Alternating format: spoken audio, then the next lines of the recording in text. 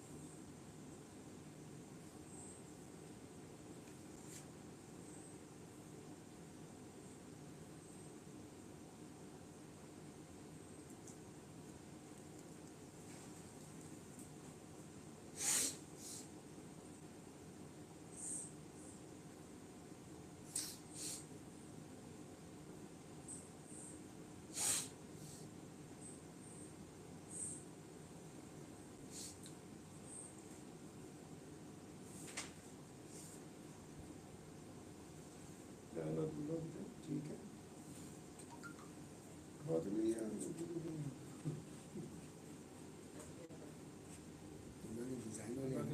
Exercise کرو. Matching والی گانے پڑی ہے بنانا شرٹ کے ساتھ میچنگ ہوئی ہے.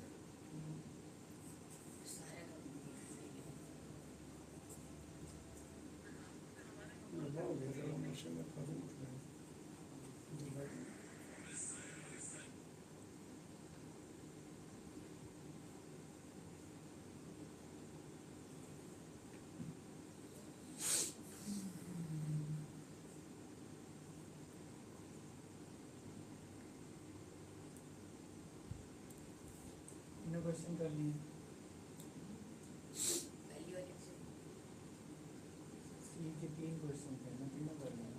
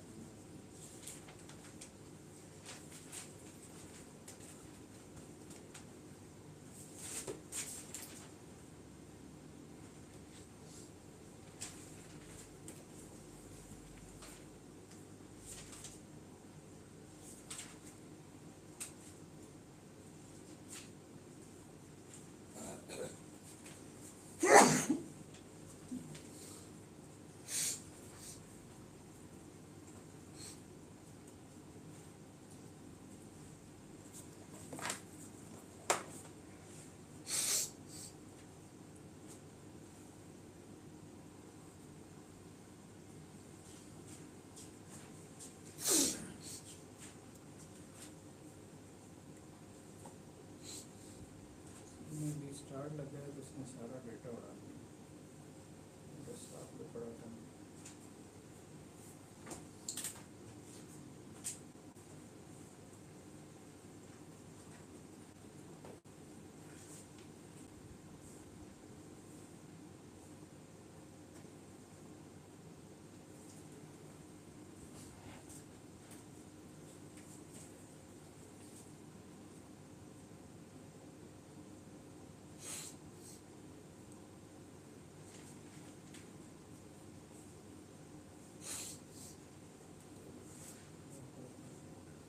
اب آپ پڑھ.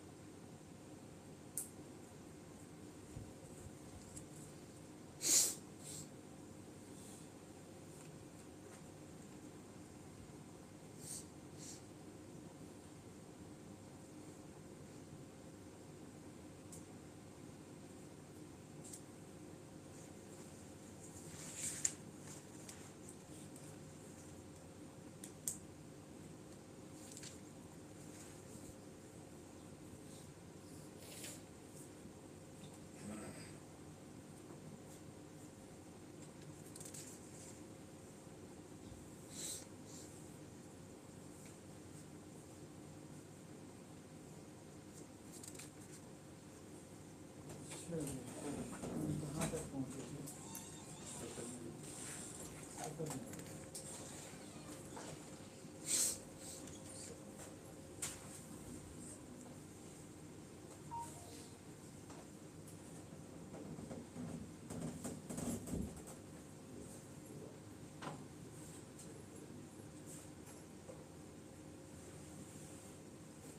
بسم اللہ الرحمن الرحیم. کتاب الصوم کا مطالعہ کر رہے ہیں.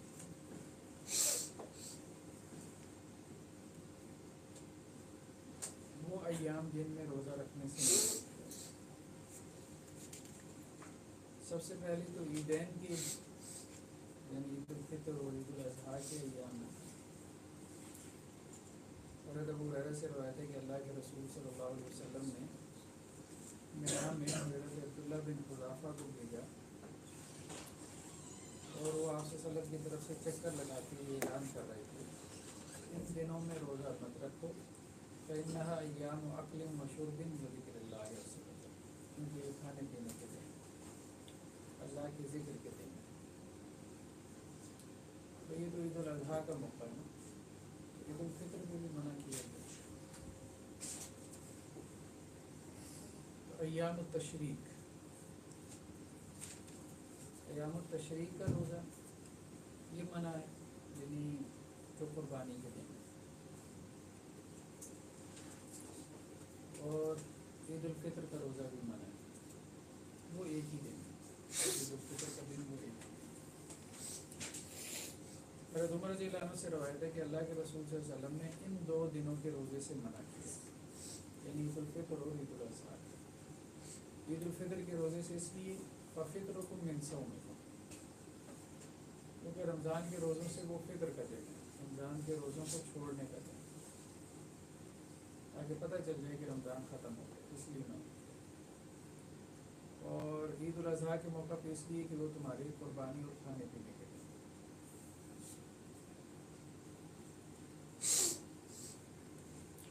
جمعہ کے دن کا روزہ رکھنا، یعنی اکیلے جمعہ کے دن کا روزہ رکھنا. جمہور کی رائے یہ ہے کہ یہ نہیں جو ہے اکیلے جمعہ کے دن کے لیے، یہ کراہت کے لیے، تحریم کے لیے. یہی وجہ ہے کہ اگر ایک دن پہلے اور ایک دن بعد روزہ رکھ لیا، یا اس کی روٹین کے مطابق کوئی روزہ آ رہا تھا جمعہ والے دن، جیسے مہینے کے 3 روزے رکھتا ہے، یا عاشورہ کا روزہ آتا ہے یا عرفہ کا روزہ آتا ہے، تو پھر جمعہ کا روزہ رکھنے میں حرج نہیں، اس لیے وہ کہتے ہیں نہیں کراہت کے لیے، تحریم کے لیے نہیں۔ حضرت عبداللہ ابن عمر سے ہے کہ اللہ کے رسول صلی اللہ علیہ وسلم جو ہے وہ حضرت جویریہ بنت حارث کے پاس داخل ہوئی اور وہ روزے سے تھے، وہ جمعہ کا دن تھا، تو آپ صلی اللہ علیہ وسلم نے ان سے پوچھا سنتے امس، کیا کل بھی روزہ رکھا تھا؟ انہوں نے کہا نہیں۔ تو اللہ کے رسول نے کہا پھر کیا کل روزہ رکھنے کا ارادہ ہے، یعنی اگلے دن؟ تو انہوں نے کہا نہیں۔ اللہ کے رسول نے کہا پھر آپ افطار کر دیں۔ اور صحیحین کی روایت میں حضرت جابر سے کہ اللہ کے نبی صلی اللہ علیہ وسلم نے کہا کہ لا تصوموا یوم الجمعہ، جمعے والے دن روزہ نہ رکھو، لیکن یہ کہ اس سے پہلے ایک دن ملا لو یا اس کے بعد ایک دن۔ آواز کم آ رہی ہے۔ مائک کی تار نہیں لگی ہوئی؟ ہاں، تار نہیں لگی، یہ تار نیچے گری ہوئی۔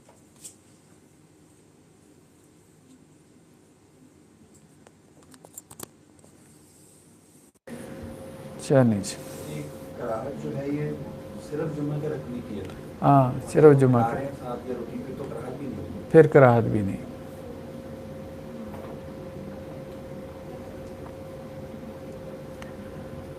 اور مسلم میں الفاظ ہیں کہ ولا تحس لیلۃ الجمعہ، جمعہ کی رات کو جو ہے وہ قیام کے لیے بھی خاص نہ کرو، یعنی ہفتے میں نا کوئی بندہ کہے کہ میں نے قیام اللیل کرنا ہے، تہجد پڑھنی ہے، تو جمعے کی رات کو پڑھ لیتا ہوں، تو اس سے بھی منع کیا۔ اور فرمایا ولا تحس یوم الجمعہ بصیام من بین الایام، اور جمعے کے دن کو جو ہے وہ ہفتے میں روزے کے لیے بھی خاص نہ کرو۔ ہاں اگر اس دن میں تمہارا کوئی روٹین کا روزہ آ رہا ہے، عادت کا روزہ آ رہا ہے، تو اس میں کوئی حرج نہیں، جیسے کوئی قضا روزہ رکھنا ہے یا ویسے۔ چوتھا کیا ہے؟ اکیلے ہفتے کے دن کا روزہ رکھنا، اس سے بھی منع کیا گیا۔ تو اللہ کے رسول وسلم سے ہے کہ لا تصوموا یوم السبت، ہفتے والے دن روزہ نہ رکھو، الا فیما افترض علیکم، جو تمہارے اوپر فرض ہے۔ اور اگر تمہیں کوئی کھجور کی شاخ مل جائے یا کسی درخت کی کوئی ٹہنی مل جائے، یعنی کھانے کو کچھ بھی نہ ہو، تو ہفتے والے دن اس کو بھی چبا لیا کرو، مطلب بھوکے پیاسے بھی نہ رہو، رسمن بھی بھوکے پیاسے نہ رہو۔ اس کی وجہ یہ تھی کہ یہودی ہفتے کے دن کا روزہ رکھتے تھے، تو آپ صلی اللہ علیہ وسلم کا یہ معمول تھا کہ آپ یہودیوں کی مخالفت کرتے تھے، کیونکہ مدینہ میں جب آپ صلی اللہ علیہ وسلم آئے ہیں، اچھا جب تک آپ اللہ کے رسول مکہ میں تھے تو آپ نے مشرکین کی مخالفت کی، کہ جو وہ کرتے تھے تو اللہ کے رسول اس کی مخالفت کرتے تھے۔ جب آپ مدینہ میں آ گئے تو آپ صلی اللہ علیہ وسلم نے یہود کی مخالفت کی۔ تو یہاں سے کچھ لوگوں نے ایک اصول نکالا ہے کہ اصل میں اللہ کے رسول صلی اللہ علیہ وسلم کی جو مخالفت ہے نا، اس کی وجہ کلچرل تھی، کہ جہاں ملٹی کلچرل سوسائٹی تھی تو وہاں اللہ کے رسول وسلم نے یہ کوشش کی کہ مسلم آئیڈینٹی برقرار رہے۔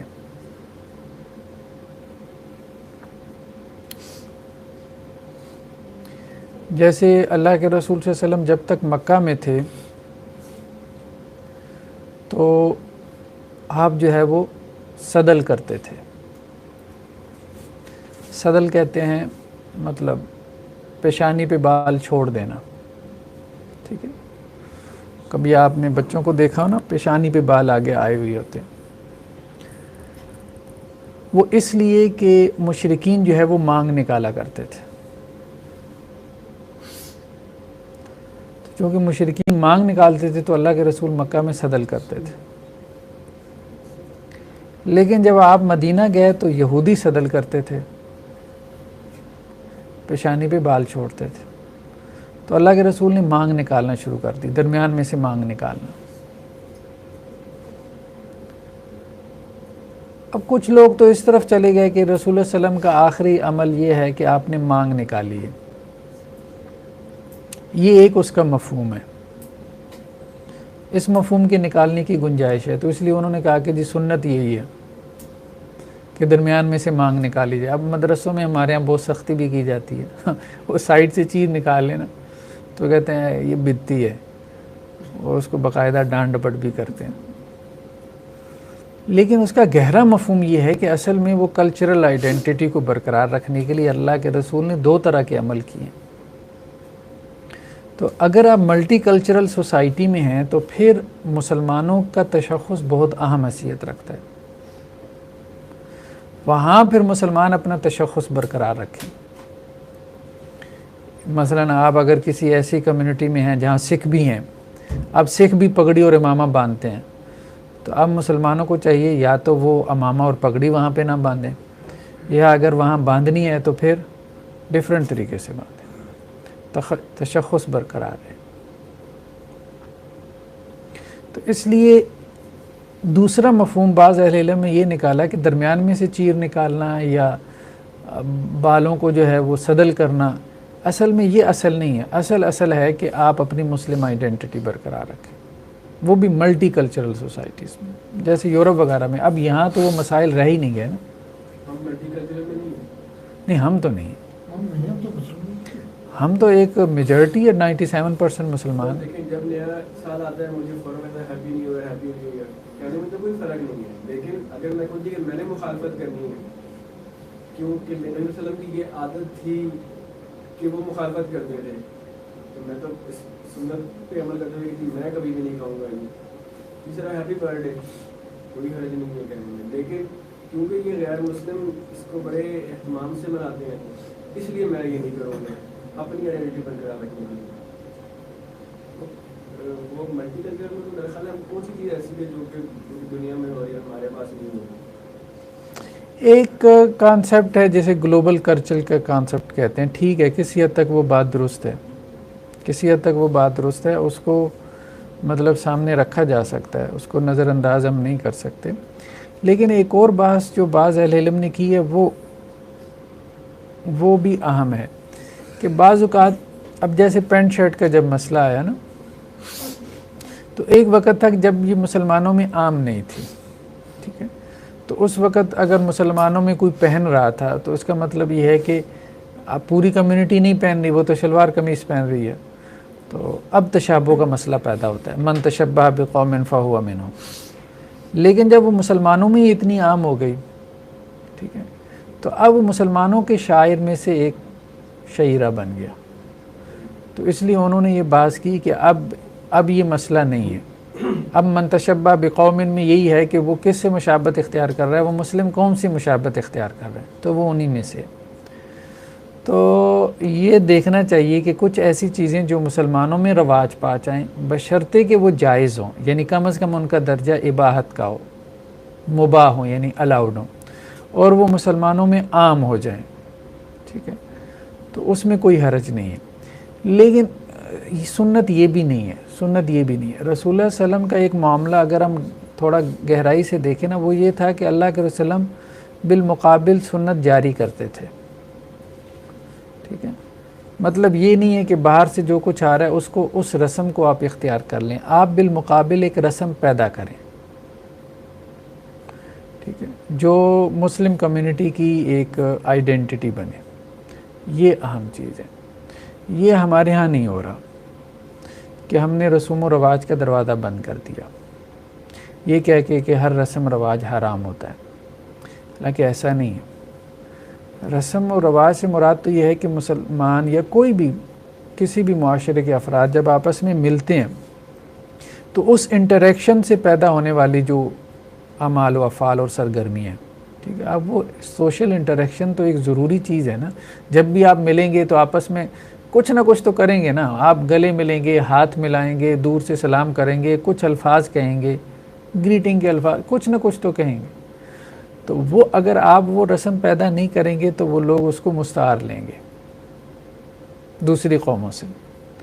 تو ہمارے ہاں اصل میں وہ اللہ کے وسلم نے تو ان چیزوں کو پیدا کیا نا، آج ہم ان کو سنت کے نام سے جانتے ہیں، لیکن اگر آپ اس کو سوشیالوجی کی اس میں دیکھیں پس منظر میں تو وہ بیسیکلی رسمی ہیں، کہ بھئی جب آپ نے ملنا ہے تو السلام علیکم کہنا ہے. یہ کیا ہے رسم ہی ہے. جب ہم کسی دوسری مذہب میں جاتے ہیں ہم کہتے ہیں یہ رسم ہے, تو ہمارے ہاں بھی بیسیکلی یہ رسم ہی ہے. لیکن چونکہ رسول اللہ سے ثابت ہے تو ہم اس کو سنت کہہ دیتے ہیں. تو اللہ کے رسول اللہ نے رسمیں پیدا کی ہیں, رواج پیدا کیے ہیں. اس کی وجہ یہ ہے کہ کوئی بھی کمیونٹی بغیر رواج کے کھڑی نہیں ہو سکتی. خیر بہرحال ہم کہاں نکل گئے. تو یہ جو عیدیں پیدا کی گئیں یہ بھی اس لیے پیدا کی گئیں کہ خوشی کے سال میں کوئی دن ہونے چاہیے, کہ انسان کی فطری خواہش ہے کہ وہ خوشی کو منائے. اس میں یہ جو آپ نے بتایا لباس والا, تو ایک تو یہ کہ عمومی کلچر میں آتا ہے, لیکن علماء میں یا دینی حلقوں میں تو ابھی بھی یہی رکھا جاتا ہے کہ وہاں پہ کوئی درس دے رہا ہے یا وہاں پہ تو ایک خاص یا وہ تو اسے وہ پایا جاتا ہے کہ اس میں بھی ہم یہ کہیں گے کہ اگر دوسرے طریقے پہ تو وہ یہ نہیں ہونا چاہیے. دیکھیں اب ہمارے ہاں دینی حلقے مختلف ہیں. ڈاکٹر ذاکر نائی کا اگر حلقہ ہے تو وہ یہ پسند کریں گے کہ جی سوٹ پہنا ہو, ٹھیک ہے. تو دینی حلقے, اگر تبلیغی جماعت کا حلقہ ہے تو وہاں سوٹ پہننا گناہ شمار ہوگا. تو مختلف دینی حلقے ہیں, مختلف دینی حلقوں کی مختلف پرسیپشنز ہیں. آپ یونیورسٹیز میں جا کے اگر موٹیویشنل اسپیکر کے طور پہ کوئی دین کی بات کرنا چاہتے ہیں تو وہاں آپ امامہ شمامہ پہن کے جائیں گے تو تاثر نہیں اچھا چھوڑیں گے آپ. وہاں یہ حکمت کے منافی ہے کہ آپ امامہ پہن کے جائیں. اب جتنے لوگ دعوت کا کام کر رہے ہیں یونیورسٹیز میں, وہ دیکھیں وہ امامے پہن کے نہیں کر رہے, وہ سوٹ انہوں نے پہنے ہوتے ہیں, باقی داڑھی واڑی رکھی ہے, بہت اچھا جا رہا ہے, چل سو چل. اب مدرسے میں آپ سوٹ پہن کے چلے جائیں گے, وہاں وہ حکمت کے منافی ہے کہ آپ ممبر پہ خطبہ جمعہ کے لیے بیٹھے ہیں سوٹ پہن کے. اب کہیں اس میں کون سی حرام والی بات ہے. ہر جگہ کا ایک عرف ہے, اس کا لحاظ کرنا چاہیے, کیونکہ اصل مقصد تو یہ ہے کہ آپ کے جو مخاطبین ہیں, سامعین ہیں, ان تک دین کی بات پہنچ جائے, اور وہ لوگ جو ہے وہ آپ کے لباس سے, آپ کی پوری شخصیت سے تاثر لیتے ہیں. تو درس قرآن کے لیے ٹوپی رکھنا سر پہ یہ کوئی فرض نہیں ہے, ٹھیک ہے. لیکن یہ ہے کہ اگر آپ کے سامنے ایسے لوگ بیٹھے ہیں کہ جو اس کو فرض کے درجے میں سمجھتے ہیں, پھر آپ کو ٹوپی پہننی چاہیے. لیکن اس میں سر نیت کا عنصر بھی تو آ جاتا ہے. جیسے ہم بھی اپنی ینگ ایج میں نا ڈفرینٹ اسٹائل سے بال بنایا کرتے تھے, اب تو کوئی بال رہے ہی نہیں. لیکن ایک وقت ہے جب ہم جہاد کے اندر انوالو ہوئے تو مطلب یہ کہ نا پھر بیچ میں سے چیر نکالنا شروع کر دیا, لمبے لمبے بال بھی رکھنے شروع کر دیے, چھوٹے ہوئے تب بھی جو بیچ میں سے چیر نکل ہے. اب جتنے رہ گئے اس میں بھی ہم بیچ میں سے چیر نکال رہے ہیں. 98 کے اندر جو ہے نا میں نے پینٹ شرٹ اور چھوڑ دیا, حالانکہ یو این میں سروس کرتے تھے, اور پھر اس کے بعد ہی مطلب مختلف ممالک میں جانے کا اتفاق ہوا. لیکن میں نے پھر شلوار قمیض پہننی شروع کی اور ویسٹ کوٹ اسی طرح ہی جاتے رہے. یہ علیحدہ بات ہے کہ ٹوپی نہیں پہنی ہے, کبھی پہن لی ہے, اس کے علاوہ جو ہے نا. لیکن اس میں آپ کو اگر آپ کے ذہن میں یہ ہے کہ یہ اللہ کے نبی کی سنت تھی, جیسے ابھی تو آپ نے بتایا کہ یہ تو ایک رسم ہے, اس کا ثواب تو انشاءاللہ ضرور ملے گا. بالکل ثواب ملے گا, بالکل صحیح کہہ رہا ہوں. 32 سال ہو گئے ہم نے اس کو مطلب یہ نہیں اپنایا بالکل, ہوا ہے, یہ بات باوجود ہے کہ ان ساری چیزیں اپنے بچوں کے اندر بھی یہ چیزیں ڈیولپ کی ہیں الحمدللہ. کہ مجھے یاد ہے کہ چھوٹی میری ٹوینس تھی, چھوٹی چھوٹی سی, تو وہ کبھی میں وہ جمعے کے وقت میرے ساتھ چلا جانا, انہوں نے 2 سال کی, تو وہ مطلب یہ کہ نا مولوی صاحب نے کہہ دینا یہ بچوں کے بال کیسے بنائے ہوئے ہیں, بیچ میں سے چیر نکال دیں, چھوٹی بچی ہیں ان کے بھی بیچ میں سے چیر نکالا. وہ چھوٹے بچوں کا ویسے ہی ذرا اسٹائل سے بال بناتے ہیں. تو وہ ہمیں بھی اس وقت تو بڑا برا لگتا تھا یہ چیزیں. لیکن یہ کہ ہم نے وہ اس کو جو ہے نا یہ سنت سمجھ کے جو ہے نا ہم نے اس کو اپنا لیا کہ ٹھیک ہے اس کو ایسے کرتے ہیں. بس ٹھیک ہے. ہم یہی کہیں گے کہ جو پرسنل لیول پہ جو اپنا رہے ہیں ان کے لیے سنت کا ثواب ہے, وہ تو ظاہر بات ہے اس کو سنت سمجھ کے کر رہے ہیں نا. تو اگر درمیان میں سے وہ مانگ سنت سمجھ کے نکال رہے ہیں تو بہرحال ان کے لیے ثواب کا عمل ہی ہے, ثواب کا عمل بھی ہے. ہم کہہ رہے ہیں یہ بھی ایک رائے ہے, یہ بھی ایک اوپینین ہے, اس کی طرف بھی بعض علماء گئے ہیں.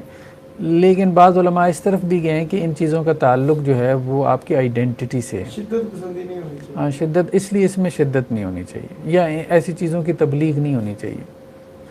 ٹھیک ہے. داڑھی واڑی کا تو حکم آ گیا نا, یہ شلوار ٹخنوں سے اوپر رکھنا, بعض چیزیں حکمیہ انداز میں آ گئی ہیں, ان کا اہتمام کر لے. اب یہ ہے کہ لباس کیسا پہنے, یا سر کے بال جو ہے وہ کس طرح سے اس میں سے مانگ نکالے, چیر نکالے, تو ان چیزوں میں اس طرح سے کوئی حکم نہیں ہے.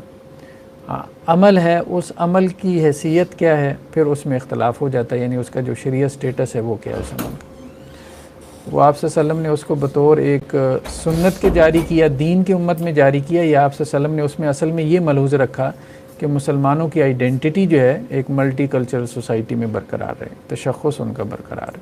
تو اس میں اختلاف ہو سکتا ہے، کسی بھی رائے کی طرف جایا جا سکتا ہے۔ تو لیکن یہ اب ہمارے ہاں جو مدارس میں سختی کی جاتی ہے نا جی، ٹینڈ کروا دیتے ہیں، بہت سے بچوں نے اب بتایا وہ بال ذرا بڑے رکھے تو ان کی ٹینڈ کروا دی، یا چیر سائڈ سے نکالا تو اس کی ٹینڈ کروا دی۔ اب بات ہے، اب یہ چیزیں دین میں اتنی سختی نہیں ہے، ایسی سختی کرنے سے نا بچے دین سے پھر متنفر ہو جاتے ہیں۔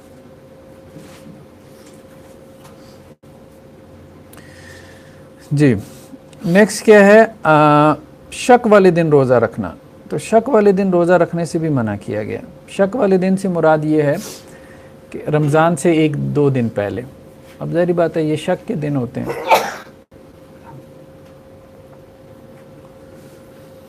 تو سنن کی روایت، سنن سے مراد یہ جو سنن اربع ہیں، ٹھیک ہے، سنن ترمذی، سنن ابی داؤد، سنن نسائی، سنن ابن ماجہ۔ سنن کی روایت میں ہے کہ جس نے شک والے دن روزہ رکھا اس نے نبی کریم صلی اللہ علیہ وسلم کی نافرمانی کی۔ تو یہی امام مالک، امام شافعی اور امام احمد کا موقف ہے کہ مکروہ ہے، شک والے دن روزہ رکھنا مکروہ ہے۔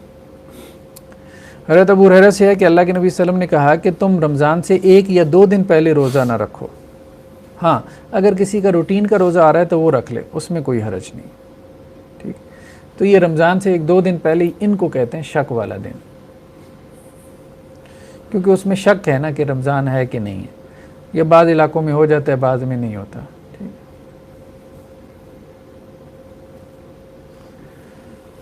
صوم الدہر یعنی ہمیشہ کا روزہ رکھنا، ہمیشہ کا روزہ رکھنے سے بھی منع کیا گیا۔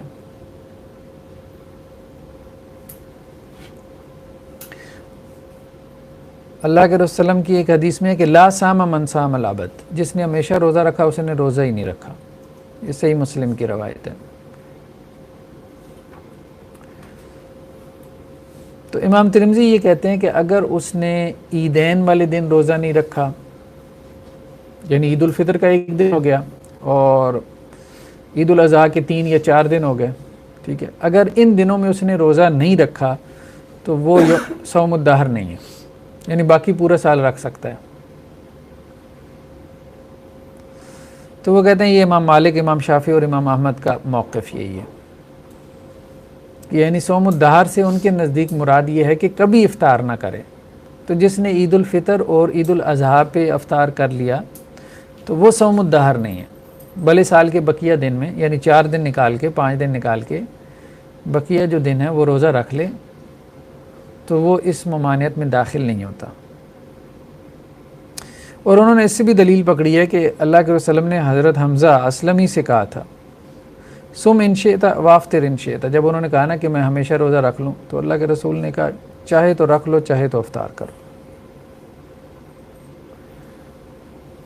تو گویا ان کے نزدیک، ائمہ ثلاثہ کے نزدیک، یہ جو عیدین کے دن ہیں نا ان دنوں میں روزہ رکھنا حرام ہے، واضح حرمت صرف ان دنوں کی ہے، باقی دنوں میں جو روزہ رکھنے کی حرمت ہے وہ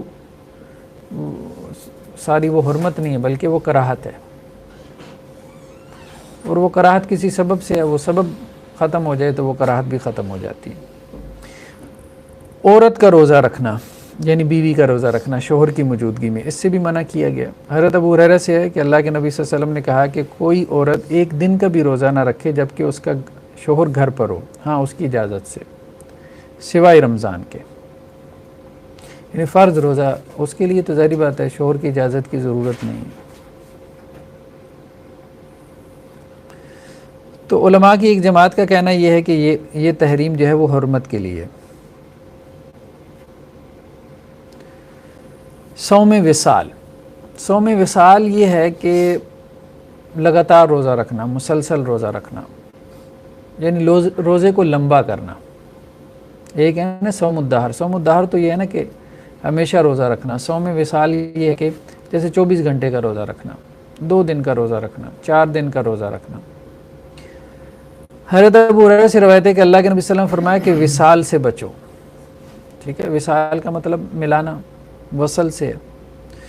تو صحابہ نے کہا اللہ کے رسول آپ تو وصال کرتے ہیں، تو آپ صلی اللہ علیہ وسلم فرمایا تم میری مانند نہیں ہو، انی ابی تو یطعمنی ربی و یسقینی ہے، میں رات گزارتا ہوں میرا رب مجھے کھلاتا پلاتا ہے، تو اتنا ہی عمل کرو جس کی طاقت رکھتے ہو، یہ صحیح بخاری مسلم کی روایت ہے۔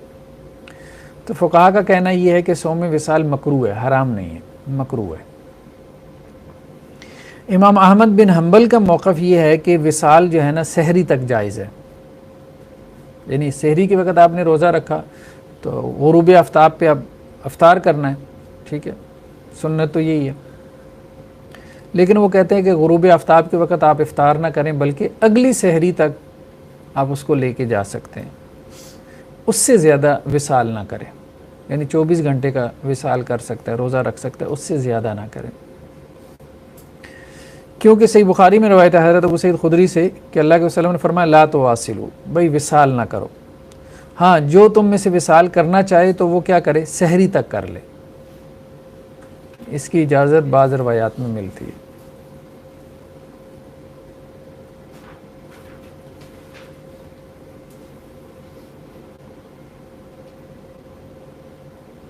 اصل میں روزے کی اپنی کیفیات ہوتی ہیں، جن لوگوں کو عادت پڑ جائے نا روزہ رکھنے کی تو اس کی کیفیات ایک طرح سے مطلب نشہ آور قسم کی ہوتی ہیں،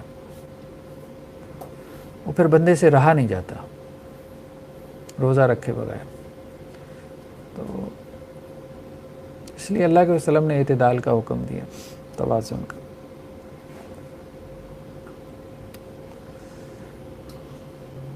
صیام تطوع، نفلی روزہ،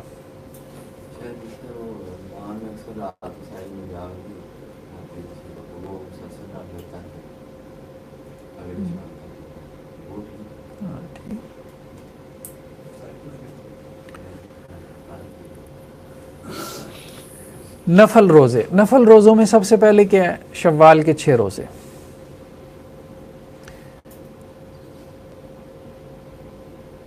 سنن کی روایت میں ہے کہ جس نے رمضان کے روزے رکھے پھر اس کے بعد شوال کے 6 روزے رکھے فکانما صام الدہر، گویا اس نے پورا زمانہ روزہ رکھا، ہمیشہ کا روزہ رکھا، ٹھیک ہے، یعنی ایک نیکی 10 گنا کے برابر ہے، تو رمضان کے 30 روزے 6 شوال کے ہو گئے 36 ہو گئے، تو اس کو 10 گنا کریں تو 360 ہو گئے، تو گویا اس نے پورے سال کا روزہ رکھا۔ امام احمد یہ کہتے ہیں کہ اس میں پے در پے رکھ لے یا درمیان میں چھوڑ چھوڑ کے رکھے، دونوں طرح سے سنت پوری ہو جاتی ہے، لیکن جمہور کا موقف یہ ہے، حنفیہ اور شافعیہ کا، کہ پے در پے رکھنا افضل ہے۔ امام احمد کہتے ہیں کہ نہیں، 6 پورے کرے، بھلے پے در پے کرے بھلے چھوڑ چھوڑ کے کرے، دونوں طرح سے برابر ہے۔ تو اناف اور شوافے کہتے ہیں کہ نہیں، افضل یہ ہے کہ پے در پے رکھے، اور عید کے بعد یعنی فوراً بعد، ہاں دو سے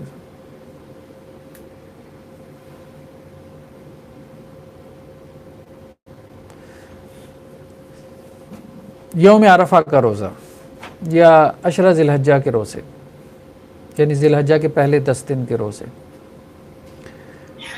حضرت ابو قتادہ سے روایت ہے کہ اللہ کے رسول نے کہا کہ عرفہ کا روزہ 2 سال کے گناہ معاف کرتا ہے، ایک پچھلے سال کے اور ایک اگلے سال کے، اور عاشورہ کا روزہ جو ہے وہ ایک پچھلے سال کے گناہ معاف کرتا ہے، عاشورہ سے مراد 10 محرم کا روزہ، یہ بھی سنن کی روایت ہے۔ حضرت حفصہ سے ہے کہ 4 چیزیں اللہ کے وسلم نے کبھی نہیں چھوڑی، ایک عاشورہ کا روزہ، اور دوسرا ذی الحجہ کے 10 روزے یعنی شروع کے 10 دنوں کے، اور ہر مہینے کے 3 روزے، اور فجر کی 2 سنتیں۔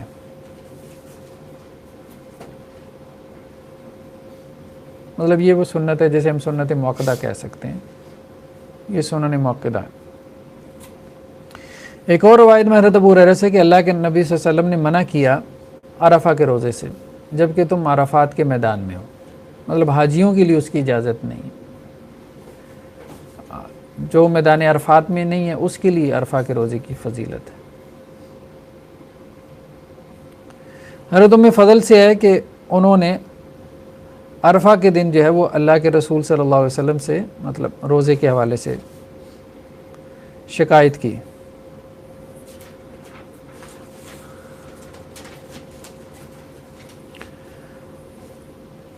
शक उन्हें हुआ कि अल्लाह के रसूल ने अरफा के दिन जो है वो रोज़ा रखा था कि नहीं रखा था, मतलब जो लोग आप सल्लम के साथ थे। तो उन्होंने कहा हम इसको वेरीफाई कर लेते हैं। तो अल्लाह के रसूल की तरफ दूध भेजा, तो आप सल्लम ने पी लिया। तो मतलब लोगों में इख्तिलाफ हो गया था इस बात पे कि अल्लाह के रसूल रोज़े से हैं कि नहीं है। उसमें हाजी होना शर्त है, बात ऐसे तो उनके मतलब अरफा में हो किसी ड्यूटी पे अंतराल के तौर पे हाजी नहीं कर रहा। हाँ, हाजी के लिए सारी बात है, ये तो हाजी के लिए। बुकिंग अगर कोई किसी पैसे वहाँ मौजूद है तो उसको ये नहीं आएगा, हाजी के लिए। तो फारसलत इलैहि बिलबनिन, उन्होंने अल्लाह के रसूल की तरफ दूध का एक बर्तन भिजवाया। फशारिबा, अल्लाह के रसूल ने पी लिया। वह यख्तुबुन्नासु बिअरफा, और अल्लाह के रसूल उस वक़्त अरफा में लोगों को खुतबा दे रहे थे। मुहर्रम का रोज़ा। हज़रत अबू हुरैरा से रवायत है कि अल्लाह के रसूल सल्लल्लाहु अलैहि वसल्लम से पूछा गया कि फ़र्ज़ नमाज़ों के बाद सबसे अफजल नमाज कौन सी है? तो आप सल्लल्लाहु अलैहि वसल्लम ने फरमाया तहज्जुद की नमाज, अस्सला फ़ी जौफ़िल लैल। फिर पूछा गया कि रमज़ान के बाद सबसे अफजल रोज़ा कौन सा है? तो अल्लाह के रसूल ने कहा वो महीना जिसे तुम मुहर्रम कहते हो। मुहर्रम में आशूरा का रोज़ा भी आ जाता है, 10 मुहर्रम का रोज़ा भी आ जाता है।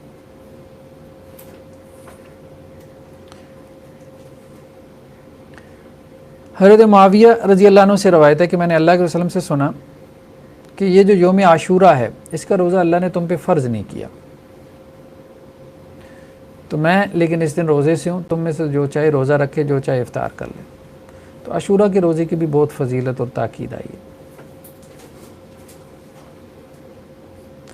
हज़रत आयशा रज़ी अल्लाह अन्हा से रवायत है कि अल्लाह के रसूल सल्लल्लाहु अलैहि वसल्लम आशूरा का रोज़ा रखते थे क्योंकि कुरैश रखा करते थे, मतलब ये रस्म दौर जahiliya से चली आ रही थी। या हो सकता है दीन इब्राहिमी में इसकी कोई अहमियत हो।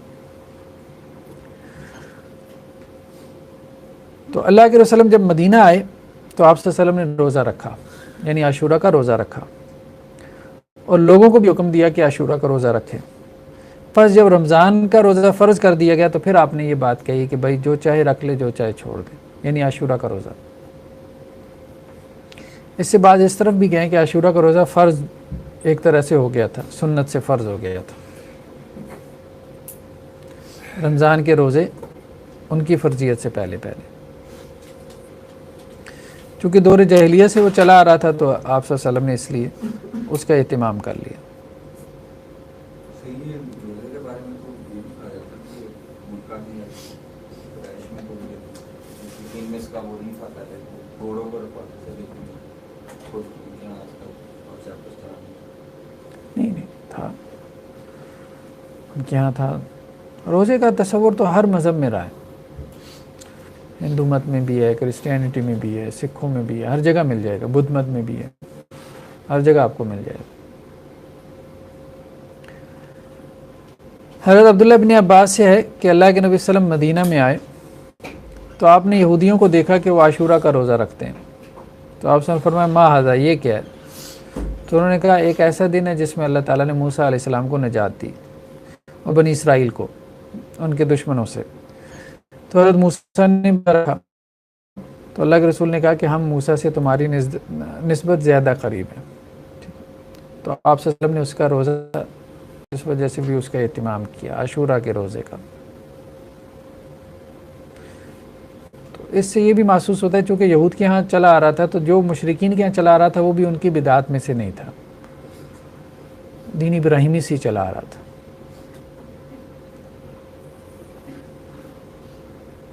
हज़रत अब्दुल्लाह इब्न अब्बास रज़ी अल्लाह अन्हु से रवायत है कि अल्लाह के रसूल सल्लल्लाहु अलैहि वसल्लम ने आशूरा का रोज़ा रखा और उसका हुक्म भी दिया।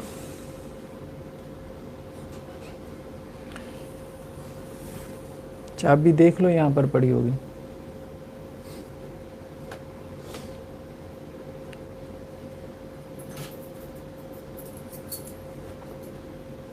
इसे आशूरा सर क्यों कहा जाता है? आशर से है ना, हाँ, वो وہ 10 کا معنی ہوتا ہے نا، تل کا عشرۃ کاملہ. اتفاق ہی ہے کیا وجہ کہ حضرت شان رضی اللہ تعالیٰ عنہ کو آپ نے 10 محرم کو ہاں وہ اتفاقاً آ شروع گیا، سے ایک چلا آ رہا تھا، اتفاقاً ہی اتفاق کا نہیں. اتفاقاً. بلکہ وہ والی پارٹی تو منع کرتی ہے روزہ رکھنے سے، ہاں وہ تو رکھ نہیں سکتے، بڑا ہوتا تھا انہوں نے. وہ تو منع کرتے ہیں، وہ تو ان ساری روایتوں پہ نا. صحیح بات ہے. ہاں ایسے جی، تو اللہ کے رسول صلی اللہ علیہ وسلم نے عاشورہ کا روزہ رکھا اور اس کا حکم بھی دیا. تو صحابہ نے کہا اللہ کے وسلم یہ تو ایسا دن ہے جس کی یہود و نصارہ تعظیم کرتے ہیں، یعنی عاشورہ کی. تو اللہ کے رسول نے کہا اچھا اگلے سال میں پھر 9ویں کا بھی روزہ رکھوں گا، یعنی ان کی مخالفت بھی ہو جائے نا، ہم 9ویں کا بھی روزہ رکھیں گے. پر جب اگلا سال آیا تو اللہ کے رسول صلی اللہ علیہ وسلم فوت ہو گئے، مطلب دنیا سے چلے گئے. مسلم کی روایت ہے، یعنی آپ نے خواہش کا اظہار کیا لیکن آپ کو اس کا موقع نہ ملا. تو 2 دن روزہ رکھا. یہ جو دوسرے روزے کا حکم دیا یہ آئیڈینٹی کے لیے دیا. تو اس طرح بھی کہیں گے 9ویں کا رکھ لیں گے، مطلب 10ویں کا رکھیں گے. نہیں 10ویں کی فضیلت ہے، نہیں کہیں گئے ہاں. سر اس میں. فضیلت 10ویں کی ہے، لیکن 9ویں کا اس لیے ملا ہے کہ یہود کی مخالفت ہو. تو اب یہود ہیں کوئی نہیں، مطلب آپ ایسی سوسائٹی میں نہیں ہیں جہاں یہودی ہیں کہ وہ روزہ رکھتے ہیں اور ہمیں ان کی مخالفت کرنے کی ضرورت ہے. روزہ نظر بھی تو نہیں آتا، ہیں؟ روزہ نظر بھی تو نہیں آتا. ہاں اس میں یہ ہے کہ اگر مخالفت کرنی ہے تو پھر یہ ایسی چیزیں جو ظاہر نہیں ہیں. کو مذہب والے جو ہوتے ہیں نا وہ اس کو پھر سیلیبریٹ کرتے ہیں، ٹھیک ہے. تو یہودیوں کے لیے وہ ایک خاص دن تھا، وہ اس کو سیلیبریٹ کرتے تھے. وہ صرف روزہ نہیں تھا بلکہ اس کی سیلیبریشن بھی تھی. جیسے اب رمضان ہے نا، رمضان کا روزہ نہ نظر آئے لیکن رمضان ہے تو اس کا مطلب ہے ہم روزے سے ہیں، مطلب وہ ہمارا ایک تشخص بن چکا ہے. رمضان پوری دنیا کے لوگوں کو پتہ ہے بھائی یہ رمضان میں روزہ رکھتے ہیں. ہاں ملاس حدیث میں یہ ہے یا پھر یہ ویسے علماء نے قیاس کیا ہے؟ وہی مطلب اسی کے اوپر کہ ایک دن اس کا بھی ذکر ہے بعض روایتوں میں، کر سکتے ہیں. شعبان کے روزے، اللہ کے رسول صلی اللہ علیہ وسلم جو ہے وہ رمضان کے بعد سب سے زیادہ شعبان کے مہینے میں روزے رکھتے تھے. یہ ہم نفل روزے پڑھ رہے ہیں نا. حضرت عائشہ رضی اللہ عنہ سے ہے کہ میں نے اللہ کے رسول کو کبھی نہیں دیکھا کہ آپ نے پورے مہینے کا روزہ رکھا ہو سوائے رمضان کے. رمضان کے علاوہ آپ نے پورا مہینہ روزہ نہیں رکھا. ہاں سب سے زیادہ اگر آپ نے رمضان کے علاوہ روزے رکھے ہیں تو وہ شعبان کا مہینہ. لیکن آپ صلی اللہ علیہ وسلم نے امت کو منع کیا اس سے، اور خاص طور پہ یہ کہا کہ 15 شعبان کے بعد روزہ نہ رکھو. اس کی وجہ یہی ہے کہ کمزوری نہ آ جائے. اس ضعف اور کمزوری کی وجہ سے نفل پورے کرتے کرتے فرائض میں کمی نہ کر بیٹھے، تو اس لیے منع کیا.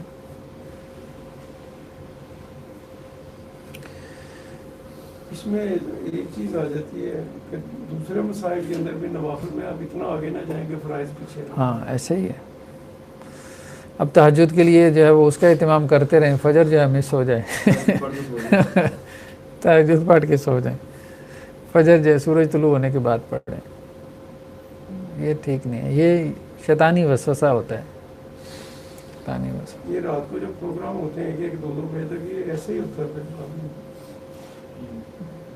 فجر کی نمازیں بڑا بڑوں کی بھی مس ہوتی ہیں، چھوٹوں کی تو ہوتی ہیں، بڑا بڑوں کی بھی ہو جاتی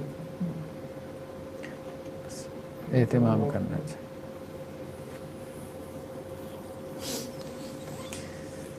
نہ چھوٹ رہی ہو نا، اگر فجر کی نماز زیادہ قضا ہو رہی ہو تو بندہ یہ نظر مان لے کہ جس دن قضا ہوئی اس دن روزہ رکھوں گا، پھر انشاءاللہ کمی آ جائے گی. اشہر حرم کا روزہ، ہاں ایسا ہی ہے.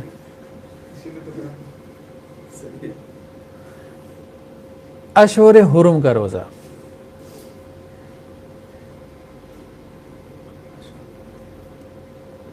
یہ 4 حرمت والے جو مہینے ان کا روزہ. ذوالقعدہ، ذوالحجہ، محرم اور رجب، ٹھیک ہے جی۔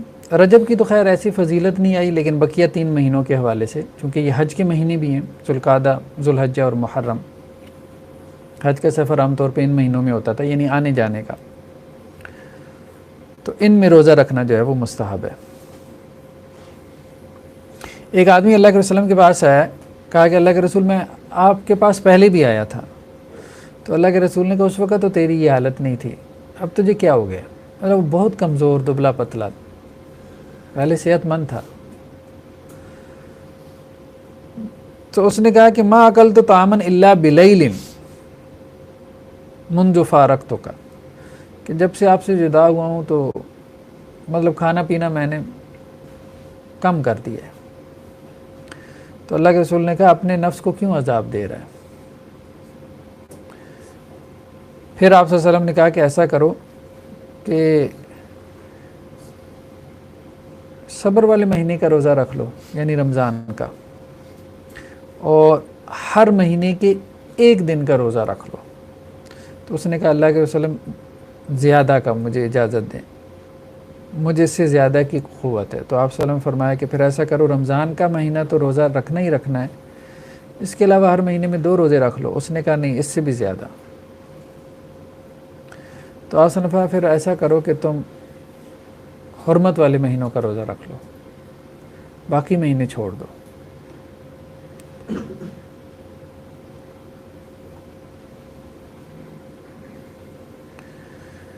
یہ سنن ابی داؤد کی روایت ہے، سنن ابن ماجہ کی۔ رجب اس میں شامل نہیں؟ ہاں کچھ لوگ اس میں شامل کر لیتے ہیں، لیکن کچھ کہتے ہیں کہ نہیں، اصل میں یہاں سے مراد حج کے مہینے ہیں۔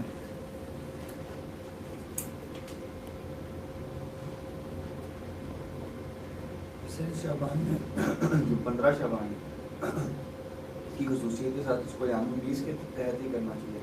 ہاں یوم 20 اس کے علاوہ نہیں، 15 شعبان کے روزے کی کوئی فضیلت نہیں ہے، اس کی کوئی فضیلت میں روایت نہیں۔ ویسے جو 13، 14، 15 کو رکھتا ہے وہ رکھ لے۔ افطاری کر سکتے ہیں۔ سوموار اور جمعرات کے دن کا روزہ، اور دیکھیں نا یہ ساری چیزیں یہ بتا رہی ہیں، روزوں کا ایک پورا نظام تھا، رمضان کے علاوہ بھی روزوں کا ایک پورا نظام تھا۔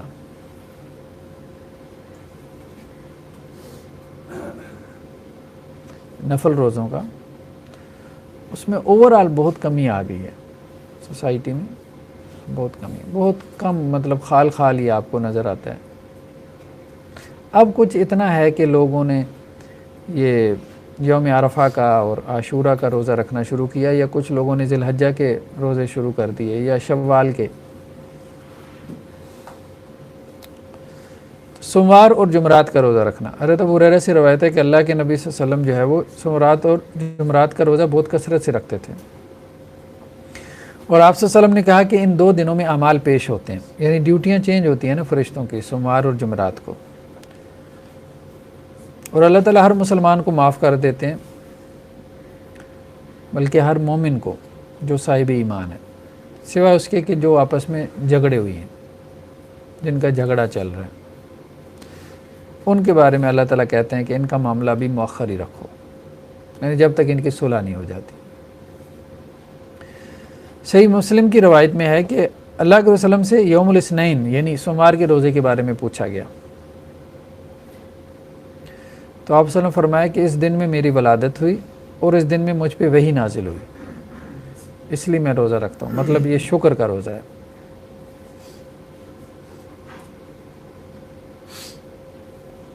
میلاد اس طرح سے منا سکتے ہیں روزہ رکھ کے۔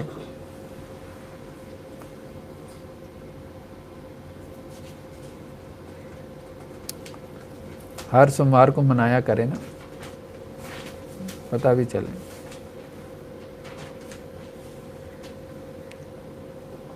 تین دن کا روزہ رکھنا ہر مہینے میں۔ حضرت ابو ذر غفاری رضی اللہ عنہ سے روایت ہے کہ اللہ کے رسول نے ہمیں حکم دیا کہ ہم 3 دن کا روزہ رکھیں ہر مہینے میں، ایام 20 کا، یعنی روشن دنوں کا۔ 13 کا, 14 کا اور 15 کا، اور کہا کہ یہ ایسی ہے جیسے ہمیشہ کا روزہ رکھنا، صوم الدہر ہے یہ۔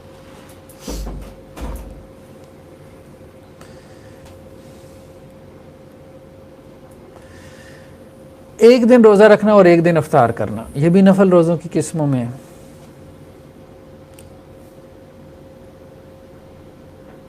حضرت عبداللہ بن عمر بن العاص سے روایت ہے کہ وہ کہتے ہیں مجھ سے اللہ کے وسلم نے کہا کہ مجھے یہ خبر ملی ہے کہ تم رات کو قیام کرتے ہو، دن میں روزہ رکھتے ہو، یعنی روزانہ ہی رات کو قیام کرتے تھے اور روزانہ ہی روزہ رکھتے تھے۔ تو میں نے کہا اللہ کے وسلم ایسا ہی ہے، تو اللہ کے رسول نے کہا کہ نہیں، روزہ بھی رکھا کرو اور افطار بھی کیا کرو، تبھی تو نفس کو پتہ چلے گا نا کہ آپ مشقت اٹھا رہے ہو۔ اگر آپ افطار نہیں کرتے تو پھر وہ عادت بن جاتی ہے نفس کی، پھر وہ عادت بن جاتی ہے۔ جب عادت بن جائے تو پھر عبادت میں مشقت نہیں رہ جاتی، جب مشقت نہیں رہی ہے اسی مشقت کی وجہ سے ہی تو اجر ہے۔ وصلی ونم، اور نماز بھی پڑھ اور سویا بھی کر۔ فإن لجسدک علیک حقا، آپ کے جسم کا بھی آپ پہ حق ہے، اور آپ کی جو زوجہ ہیں ان کا بھی آپ پہ حق ہے، اور آپ کے کیا کہتے ہیں مہمان کا، یا جو آپ کا وزٹر ہے، ملاقاتی ہے آپ کا، اس کا بھی آپ پہ حق ہے، یعنی اس کو بھی وقت دینا۔ ایسا نہیں کہ جی اب لوگ ملنے کے لیے آئیں تو حضرت عبادت میں مصروف ہیں، اب لوگ 2-2 گھنٹے بیٹھے ہیں، یہ درست نہیں۔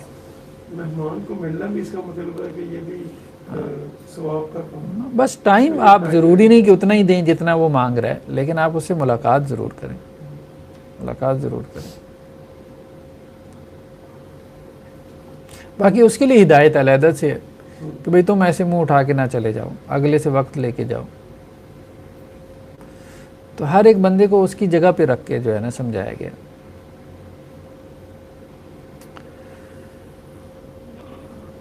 اور آپ کے لیے یہ کافی ہے کہ آپ ہر مہینے میں 3 دن روزے رکھ لیں۔ تو حضرت عبداللہ بن عامر نے کہا اللہ کے وسلم تھوڑا زیادہ کرتے ہیں، مجھے زیادہ کی قوت ہے۔ تو اللہ کے وسلم نے کہا پھر ایسا کرو کہ ہر ہفتے میں 3 دن رکھ لو۔ انہوں نے کہا نہیں، اس سے بھی زیادہ۔ تو اللہ کے رسول نے کہا پھر حضرت داؤد علیہ السلام کا روزہ رکھ لو، اس سے زیادہ نہ کرنا۔ تو میں نے کہا اللہ کے رسول کیا ہے، حضرت داؤد علیہ السلام کا روزہ کیا؟ تو اللہ کے رسول نے کہا 1 دن افطار کرتے تھے اور 1 دن روزہ رکھتے تھے۔ ایک اور روایت میں ہے کہ اللہ کے رسول نے کہا کہ سب سے زیادہ پسندیدہ روزہ اللہ کے ہاں وہ داؤد علیہ السلام کا روزہ ہے، اور سب سے زیادہ پسندیدہ نماز بھی، یعنی نفل نماز جو ہے وہ داؤد علیہ السلام کی، کہ آدھی رات سوتے تھے، پھر اس کے بعد 1/3 رات، یعنی رات کے 3 حصے کرتے تھے، 2 حصے سوتے تھے اور 1/3 رات قیام کرتے تھے، اور اس 1/3 کے پھر آگے جو ہے وہ 6 حصے تھے، اس میں 6واں حصہ پھر سوتے تھے، پھر اس کے بعد فجر ہے۔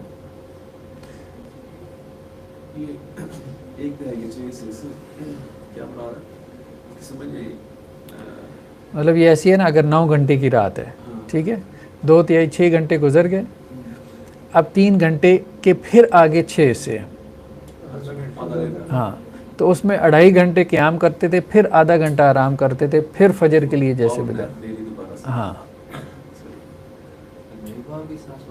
جی، اللہ کے وسلم کا بھی یہی معمول نہیں تھا، لیکن یہ تھا۔ یہ پھر فجر پڑھ کے آدھا گھنٹہ سوتے ہوں گے، مطلب یہ کیسے؟ یہ رات کے ٹائم، رات کے ٹائم فجر سے پہلے، وہ تو پھر فجر کے ٹائم پہ 12 اٹھ جاتے ہوں گے، یہاں پر تہجد پڑھ کے سو جاتے ہیں۔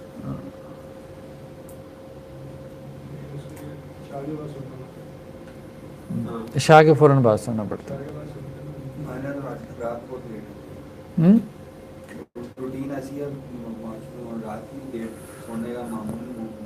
ایسے ہی ہے بس، کچھ گھروں کا بھی ہمارے ہاں ماحول ایسا بن جاتا ہے بس۔ یہ تہجد کے لیے سونے والی شرط ہے یا پھر کوئی نہیں، فضیلت میں کوئی فرق آتا ہے؟ کوئی فرق فضیلت میں کوئی فرق نہیں؟ یہ شرط نہیں ہے کہ سونا ضروری ہے۔ آپ عشاء کے بعد بھی تہجد پڑھ سکتے ہیں، رات کی نماز عشاء کے بعد ہی تہجد کا وقت شروع ہو جاتا ہے نا، عشاء کے فوراً بعد۔ ایسے تراویح پڑھتے ہیں، افضل وقت البتہ اس کا وہی ہے۔ رات کا آخری تہائی حصہ افضل وقت ہو. فجر کی اذان سے کتنی دیر پہلے تک کیا وقت ہوتا ہے اس کا مسجد کا؟ فجر کی اذان تک ہی بس. فجر کی اذان تک. اب تو اٹھنے کے لیے الارم موجود ہے، پہلے وقتوں میں کس طرح دل منہ کر جاتا ہوتا. ایسی جیسے آپ ارادہ کرتے ہیں نا آج بھی کہ میں صبح 4:30 بجے اٹھوں تو آپ کی آنکھ کھل جاتی ہے. ساڑھے دس بجے اٹھ جاتا ہے بندہ. یہ عجیب ہے، اللہ نے انسان کے اندر ایک بایولوجیکل کلاک لگایا ہوا ہے.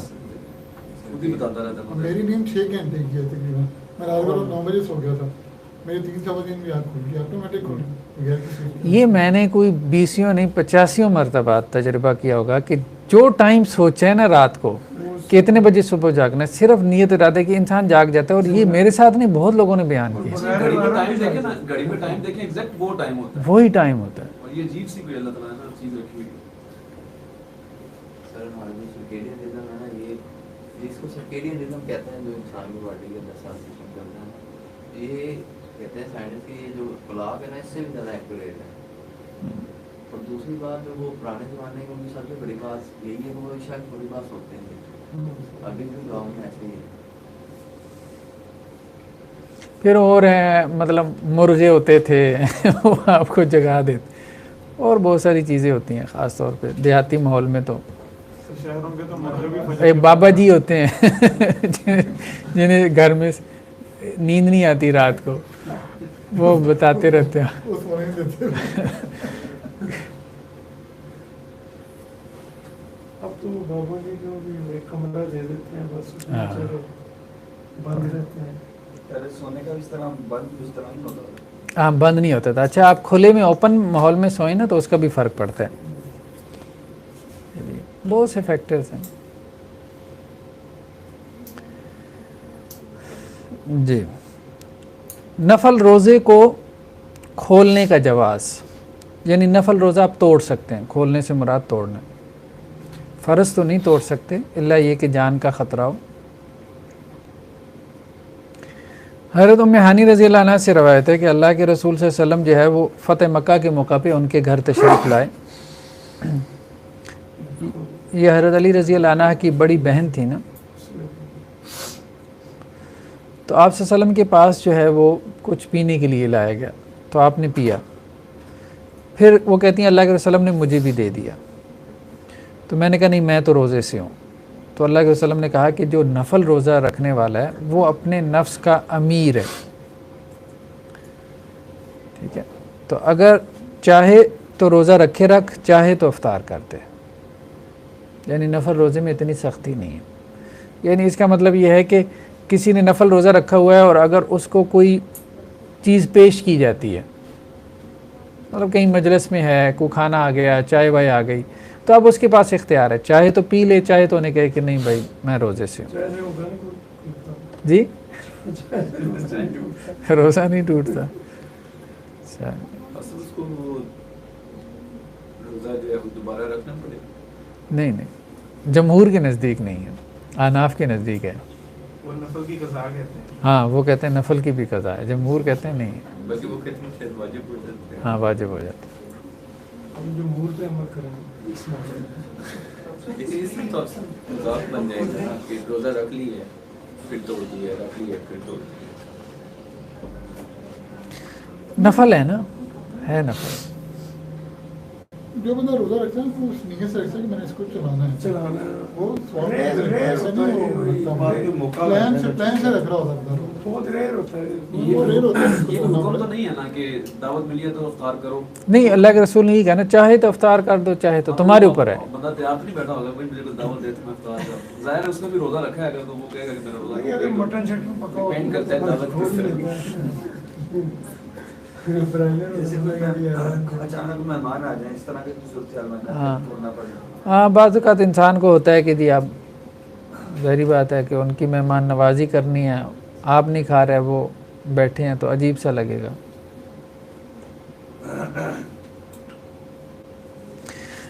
حضرت ابو جحیفہ سے روایت ہے کہ اللہ کے نبی صلی اللہ علیہ وسلم نے مواخات کروائی. حضرت سلمان اور ابو دردہ مواخات ہوئی تھی نا جب ہجرت کر کے گئے تھے مدینہ، بھائی چارہ جد. تو حضرت سلمان جو ہے وہ حضرت ابو دردہ کے پاس آئے ان کے گھر. تو انہوں نے ام دردہ کو دیکھا کہ مطلب جیسے انہیں اپنی کوئی فکر ہی نہیں ہے. حضرت سلمان کی بہت ایج تھی، کہتے ہیں ان کی 250 سال تک انہوں نے عمر پائی ہے. حضرت سلمان فارسی نے 250 سال پہلے یہ عیسائیت میں رہے، پھر اسلام میں آئے. نبی صلی اللہ علیہ وسلم کے بعد کتنا عرصہ یہ اپنے علم میں نہیں کتنا عرصہ زندہ، لیکن زیادہ نہیں. 100 سے کم ہی. ہاں کیونکہ آخری جو صحابی ہیں وہ اور ہیں، زیادہ ان کی نا پہلی عمر رہی. لیکن عیسائیت میں رہے تھے نا، تو عیسائیت کو بہت اچھے سے جانتے تھے. خندق کا مشورہ بھی انہوں نے دیا تھا نا وہاں سے. تو انہوں نے ان سے پوچھا کہ یہ کیا ہے اپنا مطلب آپ کا معاملہ. تو ام دردہ نے کہا کہ آپ کے بھائی جو ابو دردہ ہیں انہیں دنیا کی طلب نہیں ہے یا دنیا میں رغبت نہیں ہے. تو حضرت ابو دردہ گھر میں آئے تو کھانا لایا گیا. وہ کھانا جب رکھا گیا تو حضرت ابو دردہ نے کہا حضرت سلمان فارسی سے کہ کل فإنی صائم، آپ کھا لیں میں تو روزے سے ہوں. تو حضرت سلمان نے کہا بھائی میں تو نہیں کھاؤں گا جب تک تو نہ کھا لے. تو پھر وہ بھی بیٹھ گئے ساتھ کھانے پہ. جب رات ہوئی تو حضرت ابو دردہ نے جو ہے وہ جائے نماز مصلی پکڑی اور کھڑے ہو گئے. تو حضرت سلمان نے کہا کہ بھائی ٹھہر جاؤ، سو جاؤ، آرام کرو. تو وہ ان کے کہنے پہ سو گئے. پھر جب رات کا تیسرا پہر شروع ہوا تو پھر حضرت سلمان اٹھے اور پھر ان کو بھی اٹھایا، قم الآن، اب کھڑے ہو جاؤ. پھر دونوں نماز پڑھی. تو پھر حضرت سلمان نے کہا کہ بھائی آپ کے رب کا آپ کے اوپر حق ہے، لیکن آپ کے نفس کا بھی آپ پہ حق ہے اور آپ کے گھر والوں کا بھی آپ پہ حق ہے. تو ہر حق والے کو اس کا حق دو. تو حضرت ابو دردہ اللہ کے نبی صلی اللہ علیہ وسلم کے پاس آ گئے اور کہنے لگے کہ جی یہ ہوا ہے. تو اللہ کے رسول نے کہا صدق سلمان، سلمان نے سچ کہا. صحیح بخاری کی روایت ہے.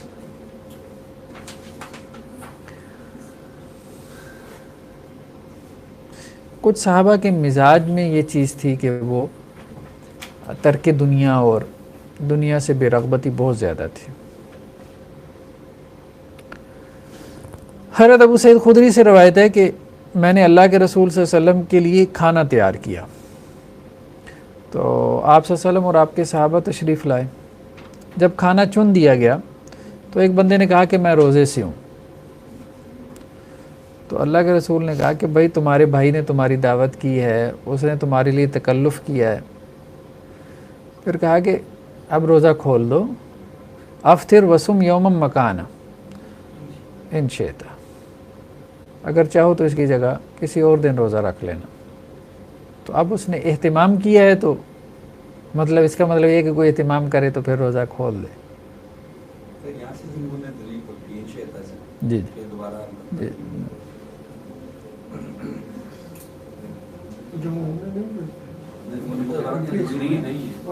جمہور کے نزدیک جو ہے وہ اس نفل روزے کی آگے قضا نہیں ہے، چاہے تو رکھ لے چاہے تو نہ رکھے. اناف کے نزدیک یہ ہے کہ اگر اس نے نفل روزہ توڑ دیا ہے تو دوبارہ اس کو رکھے گا. اناف کے نزدیک پہلے روزہ نفل ہے لیکن اس کو توڑنے میں وہ وجوب نہ بن جائے.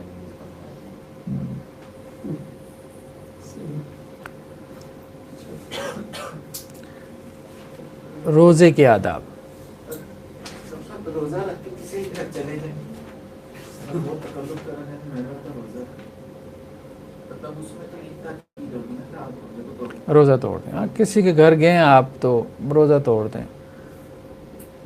ٹھیک ہے. پہلے ہی بتا رہے ہیں میں روزے سے تکلف نہ کرتا. ہاں یہ بات بھی ہے، لیکن اگر وہ کچھ لے آیا کھانے پینے کے لیے تکلف کر کے تو اب ہاں اب روزہ توڑ دینا میرے خیال میں زیادہ بہتر ہے.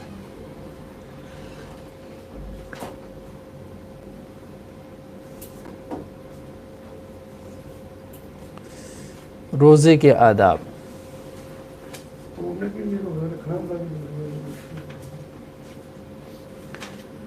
ٹھیک ہے جی. سحری کرنا. تو سحری کرنا کیا ہے؟ مستحب ہے، یعنی ریکمینڈیڈ ہے. لیکن اگر کوئی چھوڑ دیتا ہے سحری کو تو روزہ اس کا ہو جائے گا، جسے ہم 8 پہرا روزہ کہتے ہیں نا، وہ ہو جائے گا. اس میں بھی رات کو نیت کر کے سوئے اگر نفلی روزہ ہے، یا پھر صبح اٹھ گیا اور اس نے نہیں کی؟ ہاں، نفلی روزے کی تو نیت ضروری نہیں ہے، وہ تو آپ صبح کے بعد بھی کر سکتے ہیں، یہ بات گزر چکی ہے. فجر کے بعد کریں۔ فرضی روزے کی نیت رات کر کے سوئے ہیں. وہ کوئی رمضان کی پورے کی گالے میں پورے روزے رکھوں گا تو وہ ہو جائے گی؟ مطلب رمضان کے پورے ہی شروع میں گالے میں پورے روزے رکھوں گا تو وہ نیت ہو جائے گی؟ حضرت انس سے روایت ہے کہ اللہ کے وسلم نے کہا کہ سحری کیا کرو کیونکہ سحری میں برکت ہے. بخاری مسلم کی روایت ہے. تو سحری سے مراد کیا ہے؟ ایک آدھی کھجور بھی کھا لیتا ہے تو یہ بھی سحری ہے. مطلب ضروری نہیں کہ پراپر 2-4 پراٹھے کھائے پھر سحری ہوگی. تو دودھ کا کپ لے لیا، چائے کی پیالی پی لی، یہ سحری ہے. اور اس دور میں تو اتنی سحری ہوتی تھی، 2-4 کھجوریں ہی کھاتے تھے وہ لوگ. اب تو ہم نے سامنے ٹیبل بھرا ہوتا ہے. پھر بھی کہتے ہیں ڈکارنی ہے.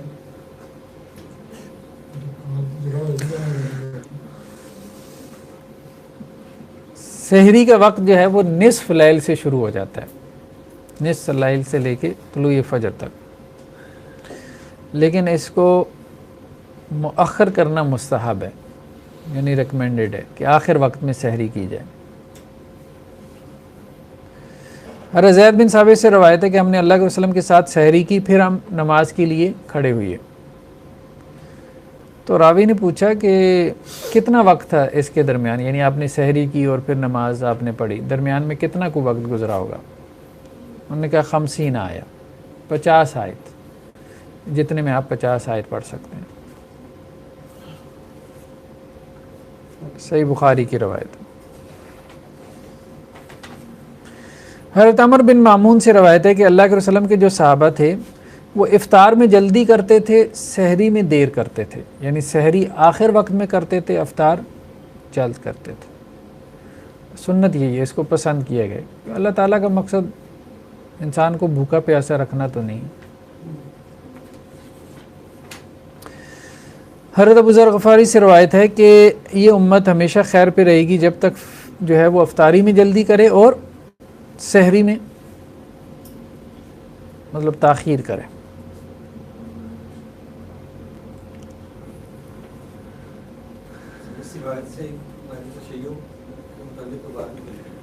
کس سے؟ امت خیر پہ رہے گی تو وہ اس کے مخالف کرتے ہیں.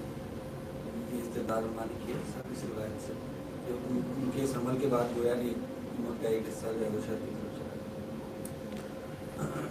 بس یہ کیا جا سکتا ہے کہ وہ خیر پر نہیں ہے، اتنی بات تو کی جا سکتی ہے، کیونکہ یہ تو واضح آ گئی نا کہ وہ خیر پر نہیں ہے اپنے اس عمل میں کہ وہ روزے کو لیٹ کرتے ہیں، خیر پر نہیں ہے. باقی مجموعی طور پر لوگوں کے متعلق بات نہیں کر سکتی کسی نے نکالی نہیں، کبھی نظر سے نہیں گزری، نظر سے نہیں گزری. شاید اس نص سے نکالنا مشکل ہو کیونکہ یہ تو روزے کے باب میں ہے نا، اور کچھ نصوص ہیں جن سے بات کی جا سکتی.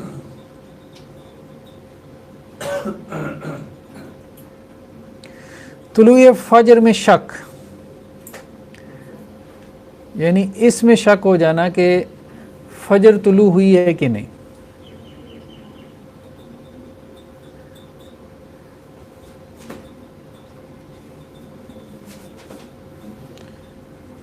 تو حضرت عبداللہ ابن عباس رضی اللہ عنہ سے ایک آدمی نے کہا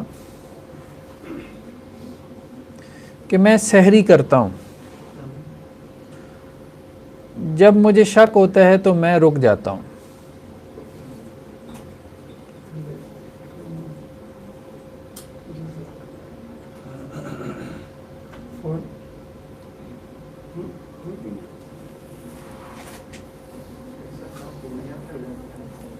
ہیں کسی نے دھوکہ پینا تو پی لو، فون صاحب نے نہیں پیا.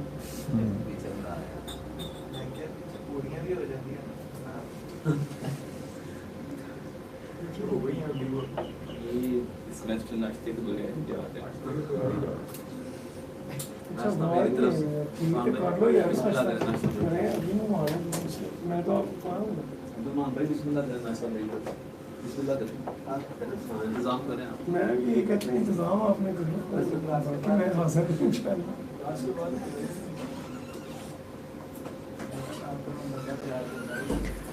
پیچھے پوچھ لیں خواتین نے چائے لینی ہو تو.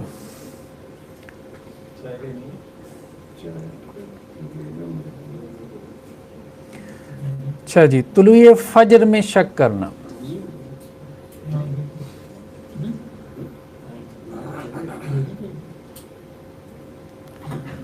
تو ایک شخص حضرت عبداللہ ابن عباس رضی اللہ عنہ کے پاس آیا اور کہنے لگا کہ جی میں سحری کرتا ہوں، کوئی نہیں رکھتا،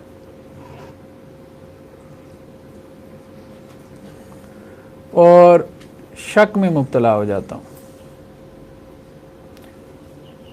کہ فجر طلوع ہو گئی ہے کہ نہیں ہوئی. ٹھیک ہے،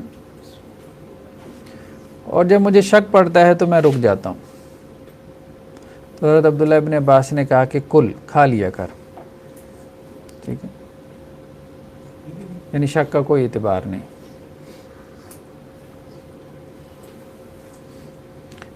مطلب اس وقت مطلب اذان مکمل ہونے تک بندہ کھا سکتا ہے اگر اس کے سامنے چیز پڑی. جی یہ تو اذان ہوتے 10-12 منٹ لگتے ہیں. 10-12 منٹ نہیں لگتے، 3 سے 4 منٹ لگتے ہیں یار.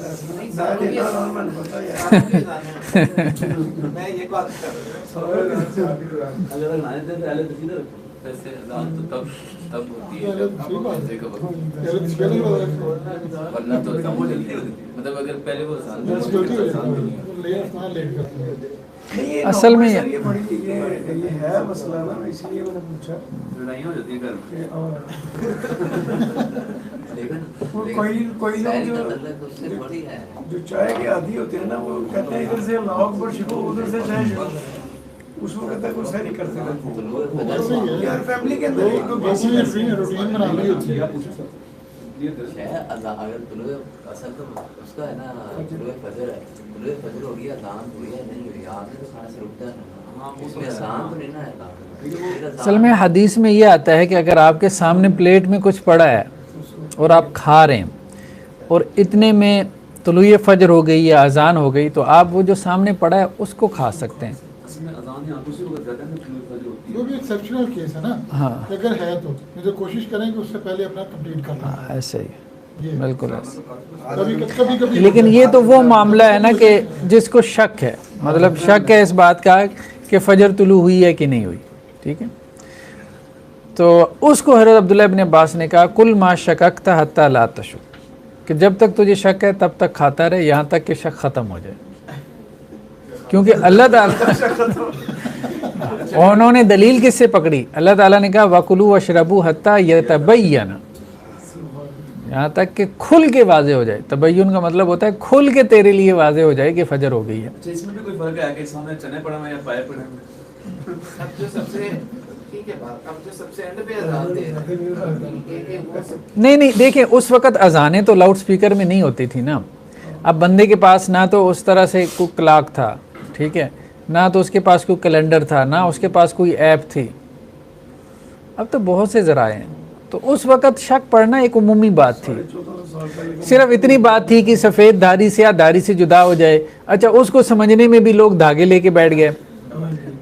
مطلب ظاہر بات ہے مشکل کام تھا نا. یہ سورج طلوع ہو رہا ہے، غروب ہو رہا ہے، یہ سامنے نظر آ رہا ہے، لیکن سفید دھاری سیاہ دھاری سے جدا ہو جائے، یہ طلوع فجر کا وقت ہے. اس کو پہچاننا ایک عام آدمی کے لیے مشکل تھا. اور پھر اذان بھی کیا، مطلب ہر جگہ مسجد بھی نہیں تھی. ٹھیک ہے، لوگ دیہاتوں میں بھی اگر مسجد بھی تھی تو لاؤڈ سپیکر نہیں تھا کہ آواز سب گھروں تک پہنچ پاتی. سفر میں بھی ایسے مطلب سفر میں یہ امکان ہے کہ ایک آدمی کو شک ہو سکے. مقیم آدمی کے لیے یہ امکان کم ہے، اب کم ہے کہ جی اس کو شک ہو گیا کہ فجر طلوع ہوئی کہ نہیں ہوئی. ہاں یہ بعض اوقات ہوتا ہے کہ آپ اٹھتے ہیں اور آپ کو اندازہ ہی نہیں ہوتا اذانیں ہو گئی ہیں کہ نہیں ہوئی، یا گھڑی کا سیل آپ کا رک گیا. مطلب کچھ ایسا ہو سکتا ہے لیکن کم ہی ہے.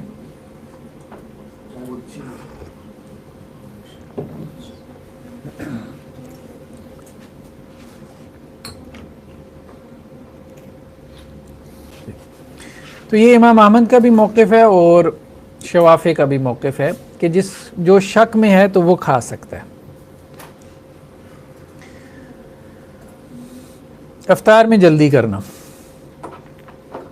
یہ تو پہلے بھی گزر چکا، خیر انہوں نے علیحدہ سے اس کو ہیڈنگ بنا دی. دوسرا یہ ہے کہ افطار جو ہے وہ کھجور سے کرنا، خاص طور پہ تر کھجور سے.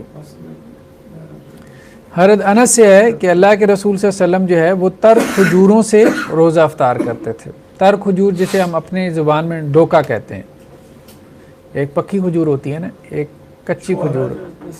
نہیں چھوارا تو ہاں، جو تر کھجور ہوتی ہے نا ابھی پکتی نہیں ہے، پکی نہیں ہوتی، مطلب یلو ہوتی ہے.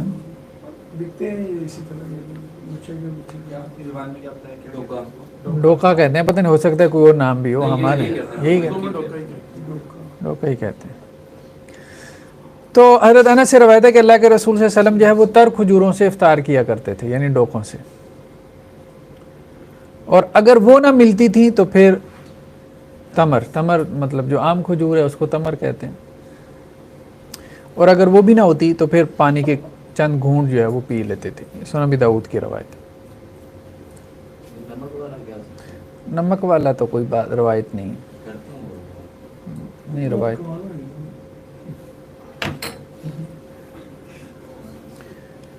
نمک کے بارے میں کوئی روایت نہیں ہے، پانی سے کر لے بس. یہ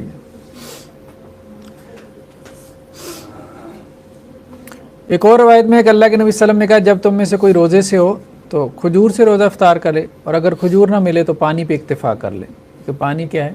پاک کرنے والا ہے.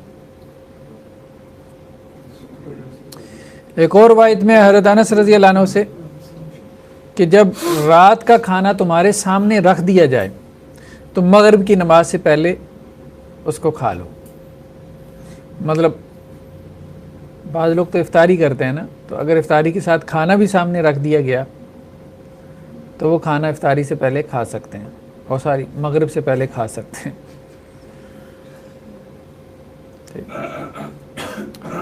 اور اپنی عشاء کی جو نماز ہے اس میں جلدی نہ کرو، یا مطلب مغرب کی نماز کو بھی عشاء کہا جاتا ہے. عشاء عین ہے نا، یہ اصل میں دونوں رات کی نمازیں ہیں نا، عشاء عین کہتے ہیں. اور کہا کہ مغرب کی نماز میں پھر جلدی نہ کرو اگر کھانا سامنے رکھ دیا گیا. یہ بھی تو مطلب ہو سکتا ہے کہ اس سے مراد عشاء ہی ہو. مطلب ہوتا یہ ہے کہ جب آپ کھانا کھا لیتے ہیں عشاء سے پہلے تو عشاء میں پھر نیند زیادہ آتی ہے. یہ بھی تو ہو سکتا ہے کہ آپ لیٹ کر کے پڑھیں، پھر جو ہے وہ جو اس کا غلبہ نہ ہو نیند کا. عشاء نہیں، مغرب کے کانسیپٹ اور کانٹیکس میں بات ہو رہی ہے. ہم تو ویسے رمضان میں 15 منٹ لیٹ کر لیتے ہیں اذان سے نماز. ٹھیک ہے، ویسے تقریباً 8 منٹ چلتا ہے، لیکن رمضان میں جو ہم اناؤنس کر دیتے ہیں کہ 15 منٹ بعد جو ہے نماز ہو، تاکہ لوگ آرام سے اطمینان سے افطاری کر کے، یا جو مسجد میں بھی کر رہے ہیں وہ بھی اطمینان سے پوری افطاری کریں اور 2 نفر بھی پڑھ سکیں اگر پڑھنا چاہیں. 15 منٹ ایسے ہی ہے نا کہ افطاری میں صرف کھجور ہے، باقی چیزیں جو ہمارے یہاں عام طور پہ پکوڑے سموسے ہوتے ہیں.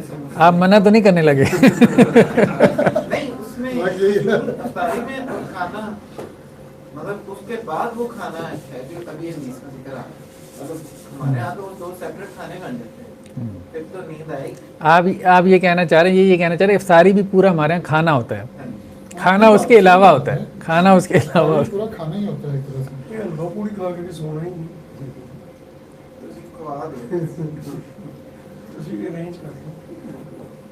جی یہ اصل میں ساری ٹریڈیشن بن گئی ہے نا. اس زمانہ وہ جب وہ زمانہ تھا تو یہ چیزیں اویلیبل نہیں تھیں. یہی ایک اچھی چیز اویلیبل جو اس لیے روایت میں ہمیں صرف انہیں چیزوں کا ذکر ملتا ہے. ٹھیک ہے، اب چونکہ چیزیں اویلیبل ہیں ساری، ویسے بھی اس وقت نمکیات کا جو ہوتا ہے لیول آپ کا گھٹا ہوتا ہے، تو ایک نیچرل سی ورک ہوتی ہے کہ نہیں کچھ نمکین ایسا کھایا جائے تاکہ جسم کی چیزیں پوری کر لیں. لیکن یہ اس میں ساری چیزیں، لیکن ہم نے اس کا وہ بہت زیادہ وہ کر دیا مسئلہ ہی ہے سارا. لیکن یہ ساری چیزیں پڑھ کے اور سمجھ کے مطلب یہ بات سمجھ میں آتی ہے کہ ان لوگوں کا تقوی کا جو لیول تھا نا، ہم اس کے پاس کو بھی نہیں ہوتے. ایسے ہی ہے، وہ بہت انبلیویبل حد تک وہ جو ہے نا وہ ہمیں آسائشیں بھی اتنی مل گئی ہوئی ہیں آج کل دنیا میں اتنی زیادہ چیزیں نظر آتی ہیں سامنے کہ وہ دنیا کے اندر بندہ زیادہ جو آٹومیٹیکلی انوالو ہو جاتا ہے، وہ یہ زیادہ جو ہے نا وہ بندے کے لیے مشکل آزمائش ہو جاتی ہے. یا شاید ہم عمل کریں اس طریقے سے ثواب بھی اسے زیادہ ملے. اگر چکن صحابہ کا ہم ثواب تو نہیں پہنچ سکتے، لیکن ویسے جنرل جو ہے وہ اس زمانے کے لوگوں سے کمپیئر کریں. خیر بہرحال انہوں نے تو آداب میں نہیں لکھا، لیکن آج کل بہت سے آداب جو ہے نا روزے کے اور بھی ہونے چاہیے. ان میں سے ایک ادب یہ بھی ہے کہ پانی جو ہے نا افطاری کے وقت کم پینا چاہیے، بہت عام ہے. وہ افطاری کے وقت جو ہے نا خاص طور پہ جب گرمیوں کے روزے ہوں تو بندہ پورا جگ چڑھا جاتا ہے. وہ جگ چڑھانے کے بعد تو وہ مغرب کی نماز پڑھنے کے قابل نہیں رہتا، تراویح میں کیسے جانا اس نے. تو وہ آہستہ آہستہ لے پانی، وقفے سے لے، آدھے گھنٹے کے وقفے سے پانی کی کمی پوری کرے. ایک ساتھ جب پوری کرتا ہے نا پھر بیٹھ جاتا ہے. کھانے کا بھی یہی معاملہ، آہستہ آہستہ کھائے، وقفے سے کھائے. وہ ایک ساتھ جو اس کے اوپر پل پڑتا ہے نا وہ پھر اس کو بٹھا دیتا ہے، عبادت کے قابل نہیں چھوڑتا اس کو. اس لیے لوگ پھر تراویح میں جانے کے قابل نہیں رہ جاتے. خیر افطاری کے وقت دعا کرنا.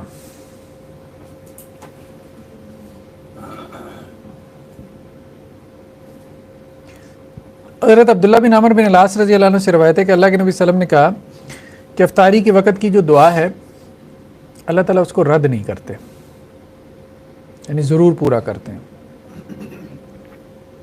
اور حضرت عبداللہ جو ہے وہ یہ دعا کرتے تھے، اللہم انی اسألک برحمتک التی وسعت کل شیء ان تغفر لی، کہ اللہ تعالیٰ آپ کی رحمت کے سبب آپ سے سوال کرتا ہوں جو ہر چیز پہ وسیع ہے، چھائی ہوئی ہے، کہ آپ مجھے معاف فرما دیں.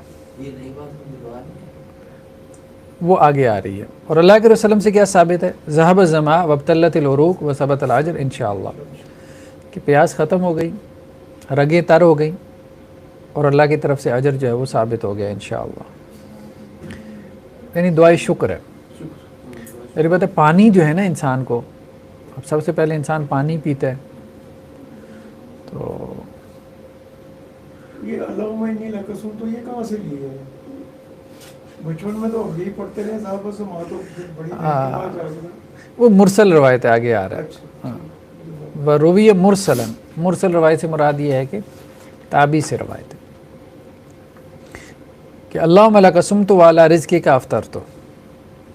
اس کو سنن ترمذی نے روایت کیا، اے اللہ آپ کے لیے روزہ رکھا اور آپ کے رزق پہ میں اس کو افطار کر رہا ہوں. اچھا یہ جو ضعیف روایات ہیں جس میں سے یہ مرسل بھی اسی کی ٹائپ ہے، تو یہ اس میں فضیلت کے حوالے سے کہتے ہیں کہ وہ اس کی ہو سکتی ہے اس کے کیا ہے اس معاملے میں صحیح؟ دیکھیں دعا کے معاملے میں نا سختی نہیں کرنی چاہیے.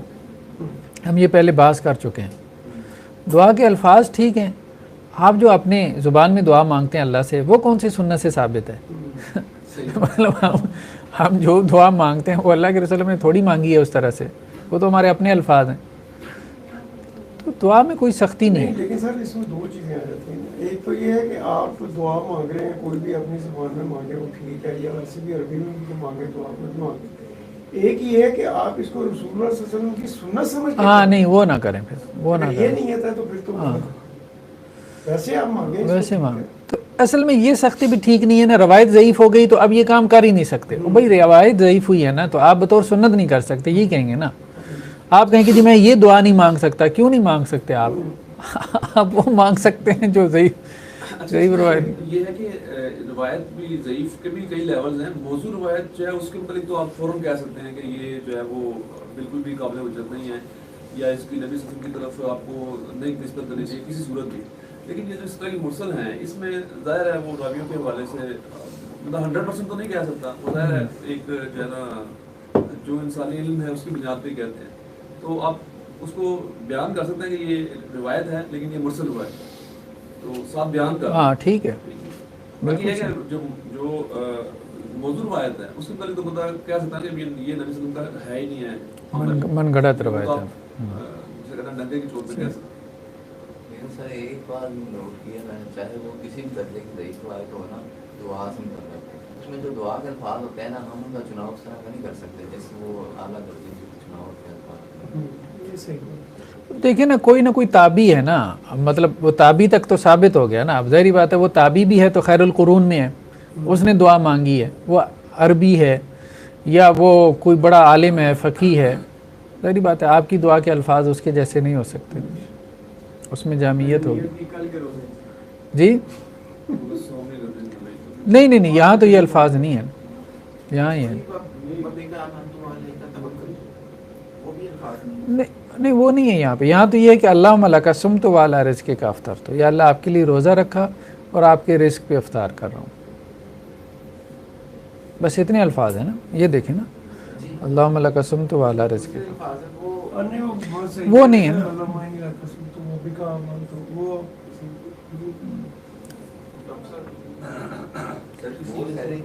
موضوع روایت میں بھی تو کہتے ہیں درائر درست ہے, تو اس میں بھی اس کو اپنا حدیث سمجھے بغیر کال کے طور پہ اس کو لیا جاتا ہے. اس میں بھی ایسے کوئی ہم کہیں کسی تابی کا کال ہوگا اس ان کی دعا ہوگی, موضوع میں بھی لے سکتے ہیں.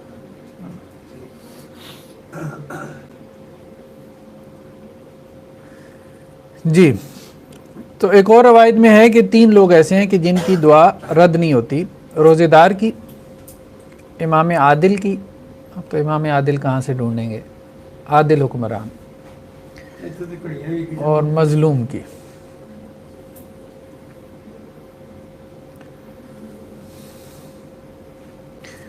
چوتھا کیا ہے جی, آداب میں سے ان چیزوں سے رک جانا جو روزے کے منافی ہوں.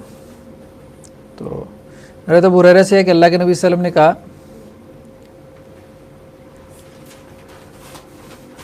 کہ روزہ صرف کھانے پینے سے رکنے کا نام نہیں ہے, بلکہ روزہ تو لغویات سے رکنے کا نام بھی ہے, فحش گوئی سے رکنے کا نام بھی ہے. فَإِن سَابَّكَ أَحَدٌ, اگر کوئی تمہیں گالی دے, او جاہل علیک, یا تمہاری اوپر کوئی جہالت کا رویہ اختیار کرے تمہارے ساتھ, مس بیہیو کرے, فَقُلْ إِنِّي صَائِمٌ إِنِّي صَائِمٌ, تو بس یہ کہہ دو میں روزے سے ہوں, میں روزے سے ہوں. ایک اور روایت میں ہے کہ اللہ کے رسول نے کہا جس نے جھوٹ کا قول نہیں چھوڑا, مطلب جھوٹی بات, جھوٹ بولنا نہیں چھوڑا, اور جھوٹ پہ عمل نہیں چھوڑا, یعنی روزے کی حالت میں, تو اللہ کو کوئی حاجت نہیں ہے ان یدع طعامہ و شرابہ, کہ وہ اپنا کھانا پینا چھوڑ دے. کھانا پینا چھوڑنے کا پھر کیا فائدہ اگر جھوٹ نہیں چھوڑ رہے. تو کھانا پینا تو اللہ نے اس لیے چھڑوایا ہے نا, حلال اللہ نے اس لیے چھڑوایا کہ حرام کو چھوڑ دو. تمہاری پریکٹس ہو کہ حلال چھوڑنے کی پریکٹس اللہ کی خاطر کر رہے ہو تاکہ حرام بھی چھوڑ دو. تو اگر روزے کی حالت میں حرام کر رہے ہو, حلال چھوڑا ہوا ہے, تو پھر یہ کون سا روزہ ہے. اللہ کے نبی صلی اللہ علیہ وسلم سے یہ بھی مروی ہے کہ کتنے روزے دار ایسے ہیں, لیس لہ من صیام الا الجوع, کہ جس کے روزے میں سوائے بھوک کے اس کے ہاتھ کچھ نہیں آتا. اور کتنے قیام والے ایسے ہیں کہ ان کے لیے قیام میں سوائے جو ہے وہ اپنی نیند خراب کرنے کے اور کچھ حاصل نہیں ہوتا, سوائے جاگنے کے انہیں مطلب ثواب نہیں مل رہا. ریاکاری کے لیے کر رہے ہیں مثال کے طور پہ, یا پھر یہ ہے کہ جس طرح سے کرنا چاہیے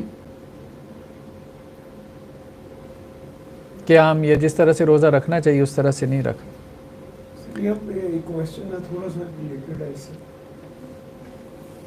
ہم لوگ 8 تراویح کے قائل ہیں جی, سعودیہ بھی 2 رمضان رکھنے کا اتفاق ہوا, تو میں تو 10 پڑھ کے آ جاتا تھا, ایک میں پھر بعد میں پڑھ لیتا تھا, یہ 3 بعد میں پڑھ لیتے تھے.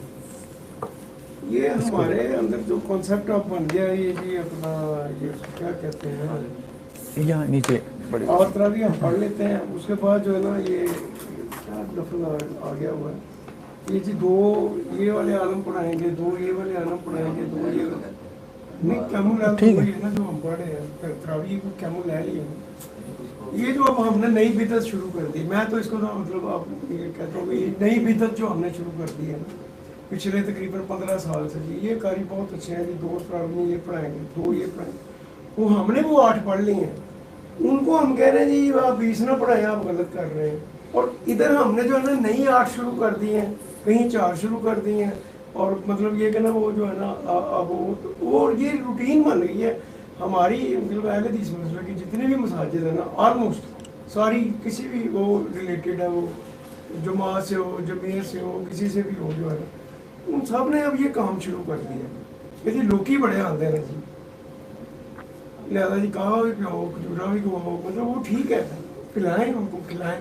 لیکن اس بدعت کو کیوں آپ جو ہے نا آپ نے 8 سے 16 کر لی, آپ کی تو جائز ہو گئی, ان کی 8 سے 20 جو ہے نا وہ جائز نہیں ہے. یہ مطلب مجھے یہ نہیں سمجھ آ رہی کہ یہ کیسے جائز ہو گیا, کیا یہ بدعت نہیں ہے؟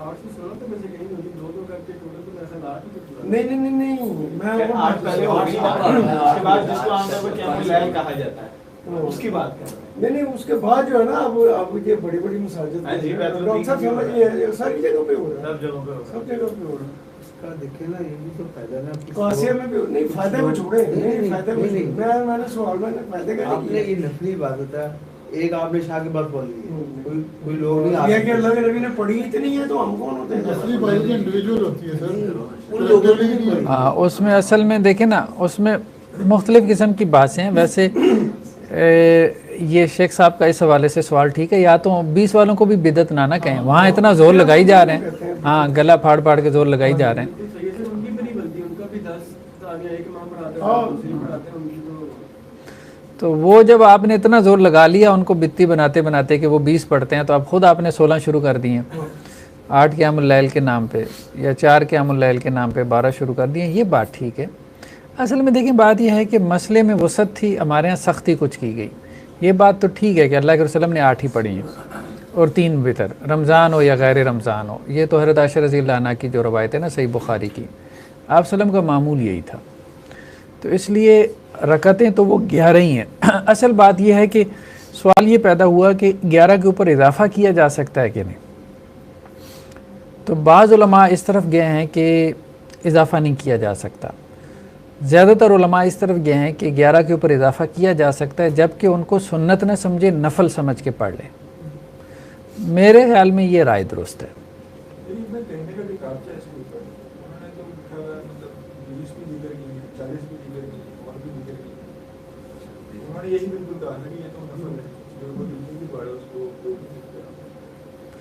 لیکن ہمارے یہاں سختی تو ہوئی ہے نا, ہم یہ کہہ رہے ہیں پاکستان میں اہل حدیث ظاہری بات ہے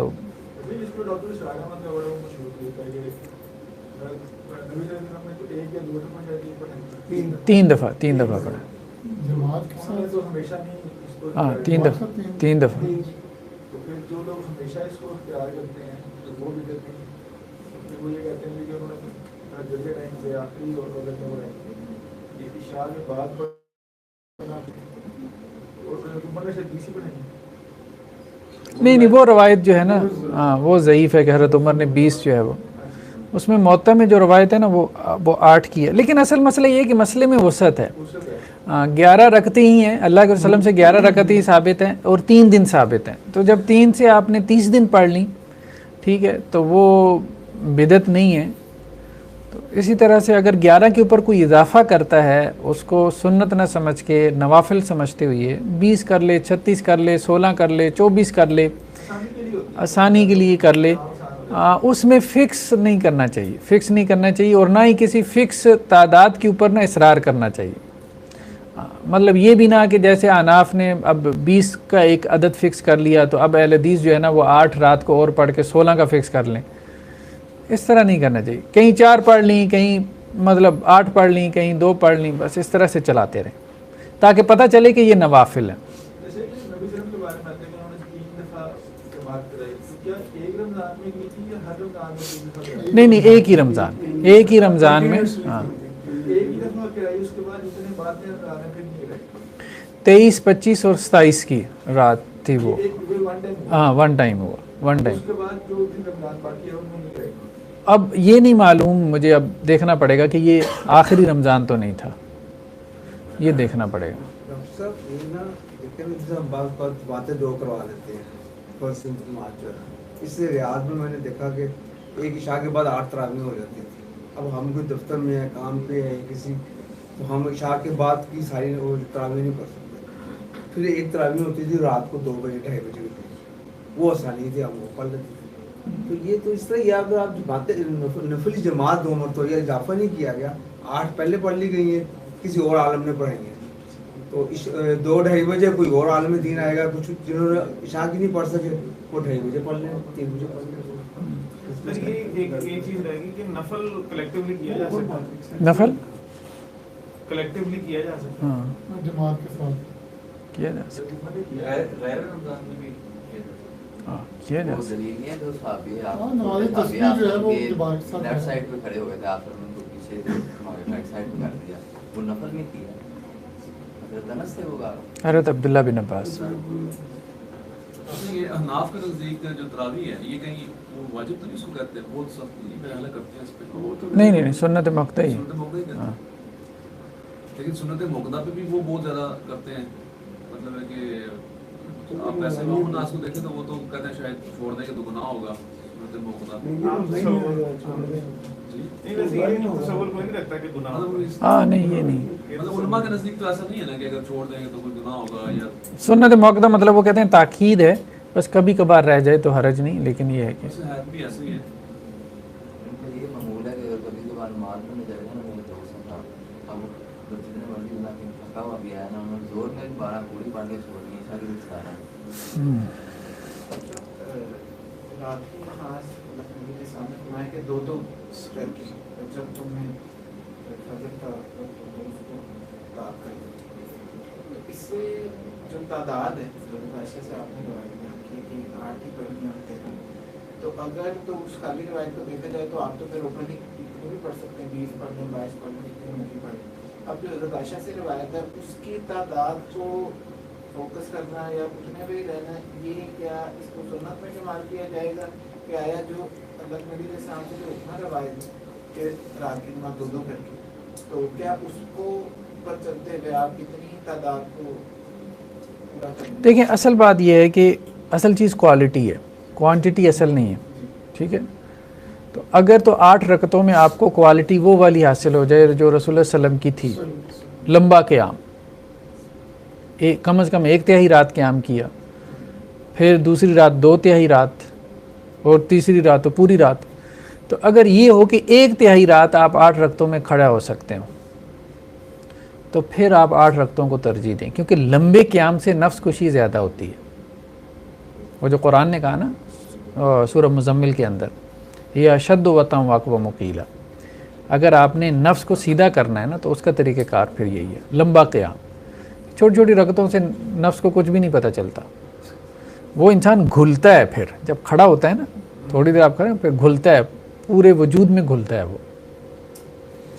تو 20 پڑھتے ہیں نا تو ان کی ٹون چینج ہو جاتی ہے، وہ تو رکوع اور سجدہ بھی صحیح طرح سے نہیں کرتے، اور بس انہوں نے 50-55 منٹس میں 20 رکعت اور ایک پارہ ختم کرنا. وہ جب آپ بہت جلدی پڑھتے ہیں نا، 20 تعداد زیادہ کر دیتے ہیں تو وہ اس میں وہ پتہ ہی نہیں چلتا، وہ نہیں پتہ چلتا، نفس کو نہیں پتہ چلتا. تو نفس جو ہے نا، جیسے دن میں روزہ رکھ کے آپ نے اس پہ بوجھ ڈالا ہے نا، تو رات کو لمبا قیام کر کے اس پہ بوجھ ڈالیں. ہاں اب اگر یہ معاملہ ہے کہ آپ نے وہ والی کیفیت حاصل کر لی تو اب اس کے بعد مزید آپ قیام کرنا چاہتے ہیں، ٹھیک ہے. اب مثال کے طور پہ اگر کسی کا معمول یہ ہے کہ وہ 2 رکعتوں میں پارہ پڑھ لیتا ہے، ٹھیک ہے، یہ 2 رکعتوں میں پارہ یہ اچھا قیام ہے، ٹھیک ہے. اب یہ 2 رکعتیں پڑھتا رہے، مطلب اس نے کوالٹی حاصل کر لی نا، 2 رکعتیں پڑھتا رہے، جتنی مرضی پڑھ لے. آپ کیا کہہ رہے ہیں؟ نہیں میں نے میرے ذہن میں وہ یہ تھا کہ جیسے بندہ تہجد کی نماز پڑھتا ہے، اگر وہ 2 رکعت ہی پڑھ رہا ہے، ٹھیک ہے، اس کو ٹائم نہیں ملتا ہے، یہ 2 میں مطلب اگر 2 یا 4 پڑھتا ہے تو وہ چھوٹی صورتیں نہ پڑھے، بڑی صورتیں پڑھے، قیام کو لمبا کرے. مطلب اس سے تو یہ کہ قیام کو لمبا کرنا آپ کو، تو آگے جو ہے نا آپ کی تربیت ہو سکے. تربیت ایسے ہی ایسے ہی. تو اگر آپ کے پاس 1 گھنٹہ تہجد کا تو اس میں آپ 12 رکعتیں پڑھنے کے بجائے 2 پڑھ لیں، قیام لمبا کریں، اس کا فرق بہت پڑے گا. بھلے چھوٹا سا مصحف کھول کے پڑھ لیں، زبانی نہ بھی پڑھے، تو اصل میں لمبے قیام سے فائدہ ہوتا ہے. تہجد کی اصل جو ہے نا خاصہ اس کا یہی ہے، اللہ کے رسول صلی اللہ علیہ وسلم نے لمبا قیام کیا ہے، لمبا قیام کیا. وہ جو حضرت عبداللہ بن عباس کی روایت ہے نا کہ میں آپ وسلم کے ساتھ کھڑا ہو گیا تو اللہ کے رسول نے سورہ بقرہ شروع کر دی، تو میں نے سمجھا کہ 100 آیات پہ پڑھ کے رکوع کریں گے، تو اللہ کے رسول آگے چل پڑے. تو میں نے دل کیا کہ میں چھوڑ کے چلا جاؤں آپ وسلم کو، پھر میں نے کہا کہ نہیں، اللہ کے رسول ہے، میں چھوڑ کے چلا جاؤں، مجھے شرم آئی. بچے تھے، ابھی زیادہ عمر نہیں تھی، کیا عمر ہوگی، 8-9 سال 10 سال. پھر اللہ کے رسول نے سورہ بقرہ ختم کی. تو انہوں نے کہا شاید اس پہ رکوع کریں گے. پھر اللہ کے رسول نے سورہ آل عمران شروع کر دی. پھر انہوں نے سوچا کہ شاید آل عمران ختم کر کے رکوع کریں گے. پھر اللہ کے رسول سورہ نساء شروع کر دی. 3 صورتیں پڑھی ایک رکعت میں رکوع سے پہلے, اور یہ کوئی 5 پارے بن جاتے ہیں. تو کوالٹی تقریباً 2.5 جی نہیں ہم پرسنل بات کر رہے ہیں نا, پرسنل قیام کی بات ہم کر رہے ہیں. اجتماعی قیام تو چھوٹا ہی ہونا چاہیے لوگوں کے لیے تو نماز چھوٹی کر دیتے ہیں. ہاں روزوں کی وہ بات ٹھیک ہے. بچے کی رونی کی آواز سن کے اللہ کے وسلم نے نماز مختصر کر دی.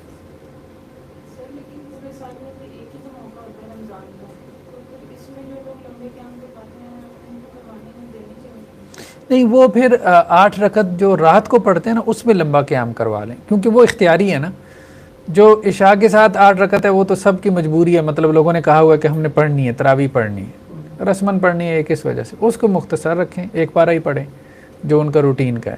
8 رکعت میں 1.25 پارہ ہے یا 1 پارہ ہے.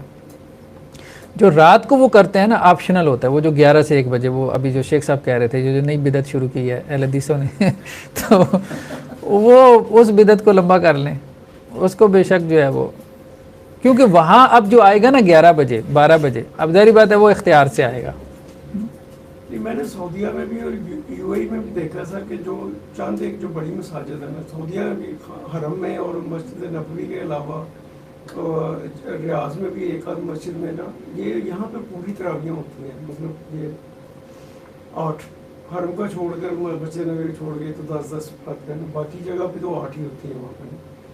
اچھا وہاں بھی یہ ہے کہ تلاوت کرتے ہیں, مطلب امام جدہ میں نے دیکھا, مطلب یہ 3-4 دفعہ مختلف مساجد میں بڑی پیاری تلاوت کرتے ہیں. مطلب یہ کہ لیکن یقین کریں کہ وہ صرف 1 پاؤ 8 رکعتوں میں پڑھاتے ہیں. تلاوت ان کی اتنی اچھی ہوتی ہے, بندہ دل کرتا ہے کہ یار امام تلاوت کرتا رہے اور بندہ پیچھے سنتا رہے. اور پھر میں نے جب وہاں پہ تھوڑی سی مطلب جو لوگ وہاں پہ ہیں دوست احباب رشتے دار, ان سے معلومات کی, میں نے کہا یار یہ تو مطلب 5 یا 6 پارے پڑھتے ہیں پورے رمضان میں. یہ پورے مڈل ایسٹ میں یہی ہے. وہ کہنے لگے جی کہ اتنا ہی ہوتا ہے جی, بس ہم اتنا ہی پڑھتے ہیں, لیکن یہ it takes an hour at least. لیکن یہ ہے کہ وہ اتنا ہی پڑھتے ہیں 5 یا 6 پارے پورے مڈل ایسٹ کے اندر ہی. مطلب جیسے آپ نے کہا نا کہ بالکل وہ کہتے ہیں یہی معمول ہے, چند ایک بڑی مساجد کو چھوڑ کے وہاں پہ وہ جو ہے نا پورا قرآن پاک پڑھتے ہیں. ادروائز جو ہے نا وہاں پہ 5 ہے, تو یہاں پہ تو اگر آپ پڑھیں گے تو بڑا عجیب سا لگے گا. ایک پارہ پڑھنا یہ تو سنت ہے یا بدعت ہے؟ نہیں میں بھی اسی لیے میں نے سوال کیا, مطلب یہ کہ نا اور تجربہ جو ہے نا شیئر کیا. قرآن ختم کرنا بھی ظاہری بات ہے, کوئی اس طرح سے تو نہیں تاکید ہے, بس یہ ضرور ہے کہ اللہ کے وسلم نے رمضان میں قرآن ختم کیا, اور جبریل علیہ السلام کے ساتھ ہر رمضان میں کرتے تھے, یا آخر رمضان میں 2 دفعہ دور کیا, تو اس کا اہتمام کر لینا چاہیے, اس کو سنت کہا جا سکتا ہے. لیکن یہ ہے کہ تراویح میں ختم کرنا بہرحال یہ اس طرح سے ہم نہیں کہہ سکتے. تو اس میں لیکن یہ بھی کہا جا سکتا ہے کہ جو جتنا زیادہ پڑھتا ہے بہرحال وہ ریکمینڈڈ تو ہے, مستحب تو ہے. یہ ہمارے ہاں یہ رسم تو اچھی ہے کہ پورا قرآن تراویح میں نکال لیتے ہیں, لیکن جس طرح سے نکالتے ہیں یہ بہت بری رسم ہے. مطلب وہ خیبر میل کی رفتار سے نکالتے ہیں, وہ بری رسم ہے. اور ان کے ہاں یہ ہے کہ وہ ٹھہر کے پڑھتے ہیں, لیکن وہی ہے 5-6 پارے پڑھتے ہیں. لمبا قیام کرنا چاہیے, اصل میں فرق وہی ڈالتا ہے. یہ بات بھی ہے کہ جو سلاد التراویح اور سلاد التہجد ہے یہ دو الگ بات ہے. اس لیے یہ بھی کہتے ہیں کہ وہ اس وقت پڑھی جا رہی ہے عشاء کے ساتھ منفصل ہے وہ تراویح اور ایک حناف کے یہاں یہی بات ہے کہ صلاۃ و تراویح اور تہجد میں فرق ہے, لیکن عام طور پہ اہل علم نہیں فرق کرتے ہیں. وہ کہتے ہیں رمضان میں مطلب عام دنوں میں یہ تہجد کی نماز ہے, رمضان میں یہ تراویح ہے یا قیام اللیل ہے. وہ حضرت عائشہ رضی اللہ عنہ کی حدیث ہے کہ رمضان ہو یا غیر رمضان اللہ کے وسلم نے 11 رکعت سے زیادہ نہیں کی. چلیں جی, یہ 2-3 چیزیں رہ گئی ہیں, بس اس کو ہم مکمل کر لیں. آداب صوم کو, مسواک کرنا, ٹھیک ہے. تو اللہ کے نبی صلی اللہ علیہ وسلم روزی کی حالت میں مسواک کر لیا کرتے تھے, یہ بھی آداب میں سے, یعنی اپنے منہ کو صاف رکھے. صدقہ کرنا, اس کا اہتمام اللہ کے وسلم نے کیا. اور مدارست القرآن, یعنی قرآن کا دور نکالنا, ٹھیک ہے. تو بخاری میں حضرت عبداللہ بن عباس سے روایت ہے کہ اللہ کے رسول صلی اللہ علیہ وسلم رمضان میں سب سے زیادہ جو ہے وہ صدقہ کرنے والے ہو جاتے تھے، اور جب کہ حضرت جبریل علیہ السلام کی آپ سے ملاقات بھی ہوتی تھی رمضان میں، اور وہ رمضان کی ہر رات میں اللہ کے وسلم سے ملاقات کرتے تھے اور آپ سے قرآن کا دور کرتے تھے۔ نیکسٹ کیا ہے جی؟ آخری عشرے میں عبادت کا اہتمام کرنا۔ تو حضرت عائشہ رضی اللہ عنہ سے ہے کہ اللہ کے وسلم جب آخری عشرہ جی یہ ایک کوئی اس طرح کی حدیث ہے نا کہ 3 دن سے کم میں قرآن کو ختم نہ کیا جائے، یہ نبی صلی اللہ علیہ وسلم کا ڈیفرنٹ معاملہ ہے، کیونکہ وہ کہہ رہے ہیں کہ ہر رات میں جو ہے وہ نہیں، صرف یہ کہا کہ دور کرتے تھے، یہ نہیں کہا کہ پورا قرآن کا دور کرتے تھے۔ اچھا ہاں یہ اس کو ریوائز کرتا تھا، ہاں لیکن یہ نہیں بتایا کتنا کرتا ہاں یہ نہیں۔ صحیح۔ لاسٹ کیا ہے کہ آخری عشرے میں جو ہے، رمضان کے آخری عشرے میں عبادت کا اہتمام کرنا۔ تو حضرت عائشہ رضی اللہ عنہ سے روایت ہے بخاری مسلم کی کہ جب رات کا آخری عشرہ داخل ہوتا تھا تو اللہ کے وسلم رات کو زندہ کرتے تھے، احی اللیل، رات کو زندہ کرنا مطلب ایسے لگنا جیسے یہ دن ہے۔ آخری عشرے میں مارکیٹس میں نکل جائے نا تو لگتا ہے کہ دن ہے یہ وہ والی کیفیت ہے۔ سعودیہ میں ویسے راتیں جاتی ہیں۔ وَأَيْقَظَ أَهْلَهُ، اور اپنے اہل و عیال کو بھی بیدار کرتے تھے۔ وَشَدَّ الْمِئْزَرَ، اور اپنا مطلب تہمت کس لیتے تھے، عبادت کے لیے تیار جیسے انسان۔ ایک اور روایت میں ہے کہ اللہ کے وسلم آخری عشرے میں عبادت کا وہ اہتمام کرتے تھے جو اس کے علاوہ میں نہیں کرتے تھے، یعنی بہت اہتمام کرتے تھے۔ ٹھیک ہے، چلیں جی، یہ تو تھا آداب الصیام۔ نیکسٹ پھر ہم مباحات الصیام، یعنی روزے میں کیا کیا چیزیں الاؤڈ ہیں۔ مسواک اور ٹوتھ پیسٹ والا مسئلہ پورا کرے گا رمضان۔ ہاں، پیسٹ بھی کر سکتے ہیں، مسواک کے علاوہ پیسٹ بھی کر سکتے ہیں۔